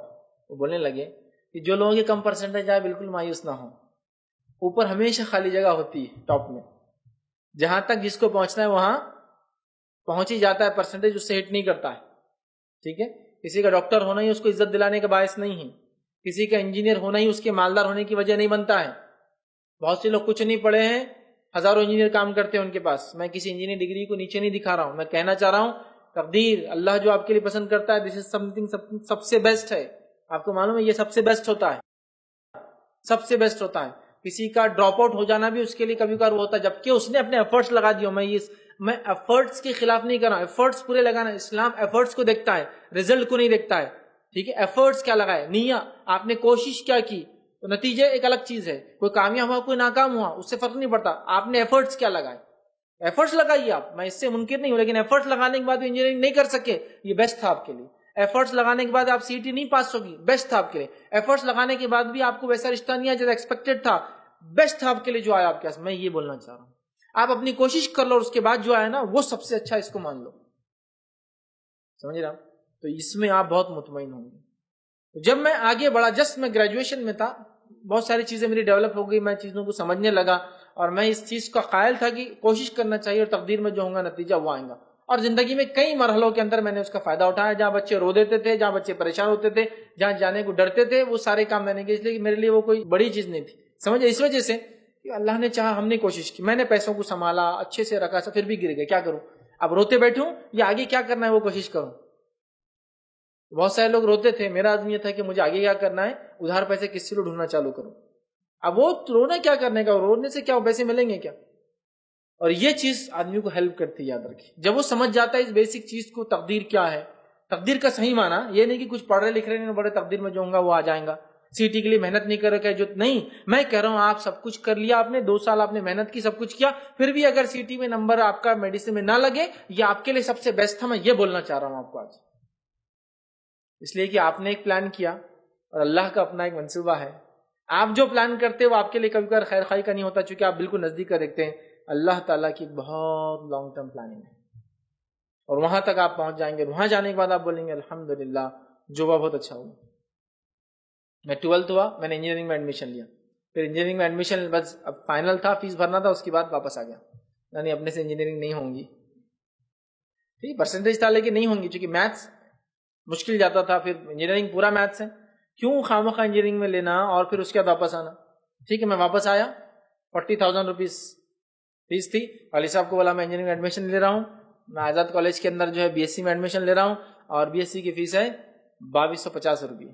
ٹھیک ہے, تو میں وہ فیس اپنے جیب سے پے کر دے رہا ہوں, اور یہ چیک آپ کو لیکن واپس نہیں ملنے والا ہے. اور میں نے بائک لے لیا, ایک بائک نہیں تھی. والد صاحب بولے ٹھیک ہے آپ بائک لے لو, ٹھیک میں نے آپ کو دے دیا تھا فیس, آپ بائک. اب اس ٹائم میں جو میرے ساتھ لوگ تھے, آپ کے پاس تو پیسہ تھا, آپ کے والد صاحب پیسہ دے رہے تھے, سب کر رہے تھے, یہ کر رہے تھے, آپ وہاں کیوں گئے. میں نے کہا پریکٹیکلی میں نہیں کر پاؤں گا, اس میں میں جو کچھ کر سکتا ہوں وہ لوگوں نے کیا ماشاءاللہ. کچھ لوگوں کا یہ ہوا کہ اس ٹائم لگ کے آ گیا کہ نان جس کو بولتے ہیں نا ایلیجیبل فار IT فیلڈ, ٹھیک ہے, مطلب 5 سال فیل ہوئے ایک ہی کلاس میں, ٹھیک ہے, اور اس کے بعد پھر کامرس وغیرہ یہ وہ کیا. میں برائی نہیں کر رہا ہوں ان کی, لیکن انہوں نے سوچا وہ کر سکتے ہیں صرف پرسنٹیج اور پیسے کے بیسس پہ. میں پیچھے آ گیا, میں نے کہا نہیں, اگر تقدیر میں ہوں گا نا وہ سب چیزیں معنی نہیں رکھتی, آپ کے ڈگریز آپ میں نہیں کر سکتا. ظاہری طور سے میری وہ صلاحیت نہیں, اور پھر بھی میں کہوں تقدیر پہ اعتماد, چلو گھسو, یہ ٹھیک نہیں, میں نہیں گیا. سمجھ رہا, ایک تو یہ کہ محنت کر لیا اور اپنے رزلٹ پہ مطمئن ہوگا, اور ایک اس چیز میں ہاتھ میں ڈالا جو آپ کی کیلیبر کیپیبلٹی سے باہر تھا. سمجھ رہا, میں پیچھے ہٹ گیا وہاں. اور میں وہ لوگ 2003 مطلب کوئی 1 2 3 4 میں پاس ہو گیا, میں 2000 میں گریجویشن ہو گیا تھا, 97 میں پاس ہوا, 2000 میں گریجویشن ہو گیا. ٹھیک, پوسٹ گریجویشن 2003 میں ہو گیا, اور میرا تعلیم کا سلسلہ چل ہی رہا تھا. میں آپ کو یہ بتانا چاہ رہا ہوں, آپ اس سے ڈی موٹیویٹ مت ہوئیے, آپ اپنی کوشش کیجئے, اس کے بعد جو نتیجہ ہے وہ اللہ کی طرف سے تھا, وہ آپ کے لیے سب سے اچھا تھا, اور آگے بڑھ جائیے. بس میں یہ کہوں گا, مایوس ڈپریس یہ مت سوچیے میں ڈاکٹر نہیں بن سکی یا میرے میں صلاحیت تھی دوسرے بن گئے. ان میں جو صلاحیت تھی اللہ نے جو ان کے لیے بہتر سمجھا وہاں پہنچا دیا. آپ کی جو صلاحیت ہے آپ کے لیے جو بہتر اللہ آپ کو وہاں پہنچا دیں گا. میں یہ بولنا چاہ رہا ہوں, سمجھ رہے ہیں, یہ بڑی اہم چیز ہے. اور اللہ تعالیٰ کیسے لوگوں کی مدد کرتا ہے, رزق کیسے آتا ہے, یہ نہیں سمجھ سکتا ایک آدمی. جب اس کا رب دیتا ہے نا تو بس وہ اس کی شکر ادا کر سکتا ہے. یہ بات آپ لکھ کے رکھ لیجیے, لکھ کے رکھ لیجیے یہ بات. جب میں کالج میں تھا بہت سارے غیر مسلم میرے دوست تھے, ان کے ساتھ رہی, کبھی کبھار ذہن ویسا بن جاتا ہے کمانے کا. ٹھیک ہے کمانا ہے, لیکن رزق دینے والا کون ہے؟ اللہ ہے. تو پھر مجھے محنت کرنا ہے. سمجھ رہے آپ, دینے والا اللہ ہے, اللہ ہے, یہ سمجھنا چاہیے. محنت میں نے کرنا ہے. جب انسان محنت کرے تو آپ دیکھیے کچھ لوگ ہوتے ہیں بیٹھ کر کماتے ہیں, کچھ لوگ محنت کر کے کماتے ہیں, کچھ لوگ کچھ نہیں کر کے کماتے ہیں, کچھ لوگ خالی نظر ڈال کے کماتے ہیں. معلوم نا, انسپیکشن کچھ لوگ ہوتے ہیں ایسے رینکس پہ ہوتے ہیں, خالی انسپیکشن چیزوں کو دیکھتے ہیں اور خالی اس کو گریڈ کرتے ہیں, تو ان کو لاکھوں روپیہ ملتا ہے کہ ہماری کمپنی میں آ کے ذرا دیکھ کے جا کے گریڈنگ کرتا ہے, یہ کام ایسا, یہ کام بنا دیا, اتنی فیس ہو گئی میری, 2 لاکھ 3 لاکھ بھیج دیجیے. ایسے بھی ہوتے ہیں. تو اللہ تعالیٰ رزق دینے والا ہے, رزاق ہے.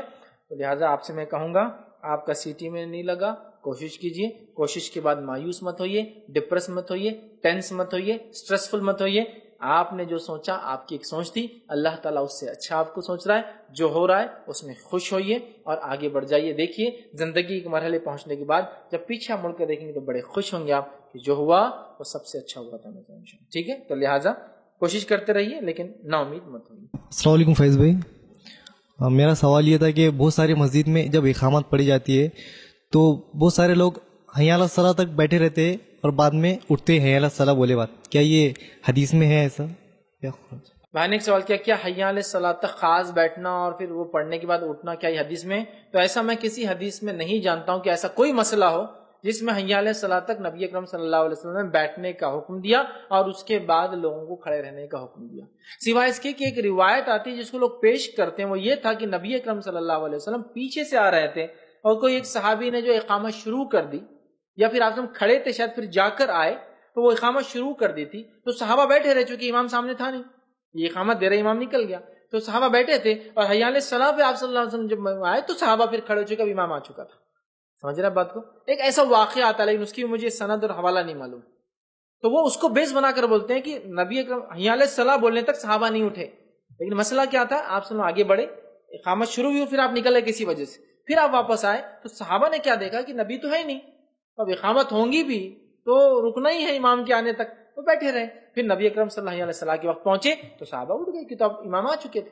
سمجھ رہا؟ تو اس طرح کا مسئلہ تھا، اس کی بھی روایت میں نے سند نہیں جانتا، یہ واقعہ میں نے پڑھا تھا. لہٰذا لوگ اس کو بیس بنا کے بولتے ہیں حی علیہ الصلاۃ تک بیٹھے رہنا، پھر حی علیہ الصلاۃ تک بیٹھتے ہیں اور خود بیٹھتے نہیں، اگر کوئی کھڑا ہوا تو چلو نیچے بیٹھو، اور کچھ جگہ تو اگر نہیں بیٹھے تو بیچارہ پھر کہیں اور لیٹتا جا کر، ٹھیک ہے، مطلب مارتے اس کو، لٹرلی مارتے، بولتے ہیں حی علیہ الصلاۃ پہ اٹھنا چاہیے. اور اس میں ایک عقیدہ بھی ہے جو مجھے پتا ہے، وہ یہ ہے کچھ لوگوں کا کہ حی علیہ الصلاۃ بولنے پر نبی اکرم صلی اللہ علیہ وسلم خود حاضر ہوتے ہیں مسجد میں، جس بنیاد پہ پھر بولتے ہیں حی علیہ الصلاۃ پہ کھڑے ہیں، جو کہ آپ سنواتے ہیں. یہ تو بڑی عجیب غریب عقیدہ ہے، بڑا عجیب. سلام پڑھے تو نبی اکرم صلی اللہ علیہ وسلم آ جا رہے، نعت پڑھے تو نبی اکرم صلی اللہ علیہ وسلم آ جا رہے. میں تو یہ بولتا ہوں آپ کے ملک کا پی ایم جلدی نہیں آتا آپ کے پاس تو آپ نبی کو ہر جگہ بلا رہے، دھکے دھکے پر بلا رہے، دن اور رات بلا رہے، مطلب کوئی عام شخصیت ہے؟ مطلب اگر اہمیت کے اعتبار سے بھی دیکھیں، جو لوگ یہ بولتے ہیں نا وہ جو پڑھتے تو نبی خود آتے ہیں، تو سوال یہ ہے کہ کیا تم نے اپنے نبی کو اتنا آسان بنا دیا؟ تم ہی بول رہے اتنی بڑی شخصیت ہے تو ہر کوئی پڑھ رہا اور بلا رہا، عجیب ہے. تو بولتے آتے ہیں، لہٰذا وہ بیٹھے رہتے ہیں، پھر حی علیہ الصلاۃ پہ کھڑے ہوتے ہیں، اسی لیے وہ اتنا چڑھتے ہیں جو کھڑے ہوتے ہیں. لیکن اس کے لیے کوئی صحیح حدیث یا کوئی ایسی روایت جو لائق عمل ہو میں نے کبھی نہیں پائی جس میں اس طرح کا کوئی واقعہ ہو کہ حی علیہ الصلاۃ پر خاص صحابہ اٹھے یا اللہ کے رسول صلی اللہ علیہ وسلم اٹھنے کا حکم دیا، بلکہ اقامت شروع ہو تو اٹھ کر صفوں کو درست کرنے کا حکم ہے. نبی اکرم صلی اللہ علیہ وسلم جب آگے جاتے اقامت دی جاتی، اقامت کے بعد آپ پلٹ کر بولتے ہیں اپنی صفوں کو درست کرو، اپنی صفوں کو، بخاری کی روایت میں اپنی صفوں کو درست کرو، اس لیے کیا فرماتے فَإِنَّ تَصْفِيَةِ الصُّفُوفِ مِن تَمَامِ الصَّلَاةِ، صفوں کا درست ہونا نماز کے قائم کرنے میں ہے، ضروری ہے. تو صحابہ صفوں کو سیدھا کرتے، جب اقامت ہوئی نبی نے مطلب امام نے اعلان کیا صف سیدھی ہو رہی ہے، تو وہاں کہیں بھی نہیں ہے کہ صحابہ بیٹھے رہتے تھے حی علیہ الصلاۃ پہ اٹھتے تھے پھر صفیں سیدھی، نہیں، صحابہ صفیں سیدھی کرنا شروع کر دیتے تھے جگہ کرنا. لیکن اس کے باوجود بھی اللہ کے رسول اعلان کرتے چونکہ صف کا سیدھی کرنا بہت اہم عمل ہے، آپ اعلان کرتے پھر صحابہ صف کرتے. کچھ روایتوں میں آتا ہے یا کچھ صحابہ کے اقوال آتے وہ کہتے اتنی صف سیدھی کرتے ایسا نیزہ ہوتا نا ایک دم، یا تیر ہوتا ہے ایک دم رائٹ ہونا، تیر سیدھا ہوگا تو ڈائریکشن میں صحیح جاتا ہے، اتنا صحابہ صفوں کو ٹائٹ کرتے اور کوئی جگہ خالی نہیں ہوتی، کاندھے سے کاندھا قدم سے قدم لگتے. ایک مرتبہ ایک صحابی کھڑے تھے اور ابو دجانہ نام تھا رضی اللہ عنہ، اور ان کا فزیک ایسی تھی کہ چیسٹ باہر رہتا تھا، ہو سکتا آرمس وہ ہو یا پھر بیکس بڑے ہوتے کسی کے تو فزیک ایسی ہو جاتی ہے، تو ان کی فزیک تھی. تو نبی اکرم نے ایک بار صف میں دیکھا ان کو تو چیسٹ باہر تھا، تو آپ نے کہا ابو دجانہ کی امت میں اختلاف چاہتے ہو؟ تو کہا نہیں، تو کہا سینے کو اندر لو، تو وہ ایسے کھڑے ہوتے تھے، مطلب چیسٹ بھی باہر نہیں آنا ہے، صفیں اتنی درست کی سینے اور کاندھا اور قدم بالکل سیدھا، اتنا بھی فرق نہیں، تمیز نہیں کہ بھائی آپ کو بولے گا نا ابو دجانہ کا چیسٹ باہر نکلتا ہے، ٹھیک، اور وہ ایسے ہی تھے. ایک روایت میں آتا ہے وہ صحابی کا فزیک کی وجہ تھا، ایک جنگ میں تھے اور ابو دجانہ رضی اللہ عنہ ویسے ہی ایسے تھے اور چلنے لگے شکل. صحابہ نے کہا یہ تو اکڑ والی چال ہے. نبی اکرم صلی اللہ علیہ وسلم کا ابو دجانہ کو چھوڑ دو، جنگ میں یہ چال کا گناہ نہیں، جنگ میں اگر کوئی ایسا چلتا ہے تو اس کا نہیں، چونکہ جنگ دکھاوا ہے، جنگ دھوکہ ہے نا، وہاں دشمن کو وہ کرنا. اب اگر کوئی سولجر ایسا چلے گا تو سامنے والی فوج موٹیویٹ ہو جاتی ہے، تو کمزور لوگ آ گئے، سفید بالے والے لوگ دکھیں گے تو نہیں کمزور آ گئے. اس لیے جنگ کے اندر دھوکہ ہے، جنگ میں بال کالے کر سکتا ہے ایک بوڑھا آدمی تاکہ دشمن کو دھوکہ دے، وہ یہ نہ سمجھے کہ بوڑھے لوگ جمع ہیں، سمجھے آپ، دھوکہ ہے، چال ہے. تو وہ چلنے لگے تو آپ نے کہا یہاں چھوڑ دو، اس لیے کہ یہاں یہ چال کا گناہ نہیں. اس کا مطلب ان کی فزیک کی ویسی تھی. تو ایک بار صف میں کھڑے تھے، آپ نے کہا کیا تم اختلاف چاہتے ہو؟ فوراً اندر لے لیا. مطلب صف اتنی سیدھی ہوتی تھی، قدم سے قدم، کاندھے سے کاندھا، سینہ بھی باہر نہیں نکال، حالانکہ ان کی فزیک تھی پھر بھی کہا گیا اندر رکھو. تو صفوں کا درست کرنا اتنا اہم ہے. لہٰذا ایسی کوئی دلیل میرے پاس نہیں یا میں نے کبھی نہیں پڑھی کہ حی علی الصلاۃ پہ خاص صحابہ اٹھتے تھے یا تابعین تابع تابعین، یا کہیں بھی فقہ کی کتابوں میں حی علی الصلاۃ پہ اٹھنے کا کوئی فقہ، کسی فقہ میں مشہور معروف 4 فقہ ہے ان میں بھی نہیں ملے گا کہ حی علی الصلاۃ پہ اٹھنا کوئی مسئلہ ہے شرعی، یہاں اٹھا جائے یہاں بیٹھ، کہیں نہیں۔ بہرحال لوگ بہت ساری باتوں کو بنا دیتے ہیں، اللہ تعالیٰ ہمیں ایسے دین میں کوئی نئی کام سے ہمارے بارے میں حفاظت کریں۔ وآخر دعوانا الحمد للہ رب العالمین، سبحان ربک رب العزۃ عما یصفون وسلام علی المرسلین والحمد للہ رب العالمین۔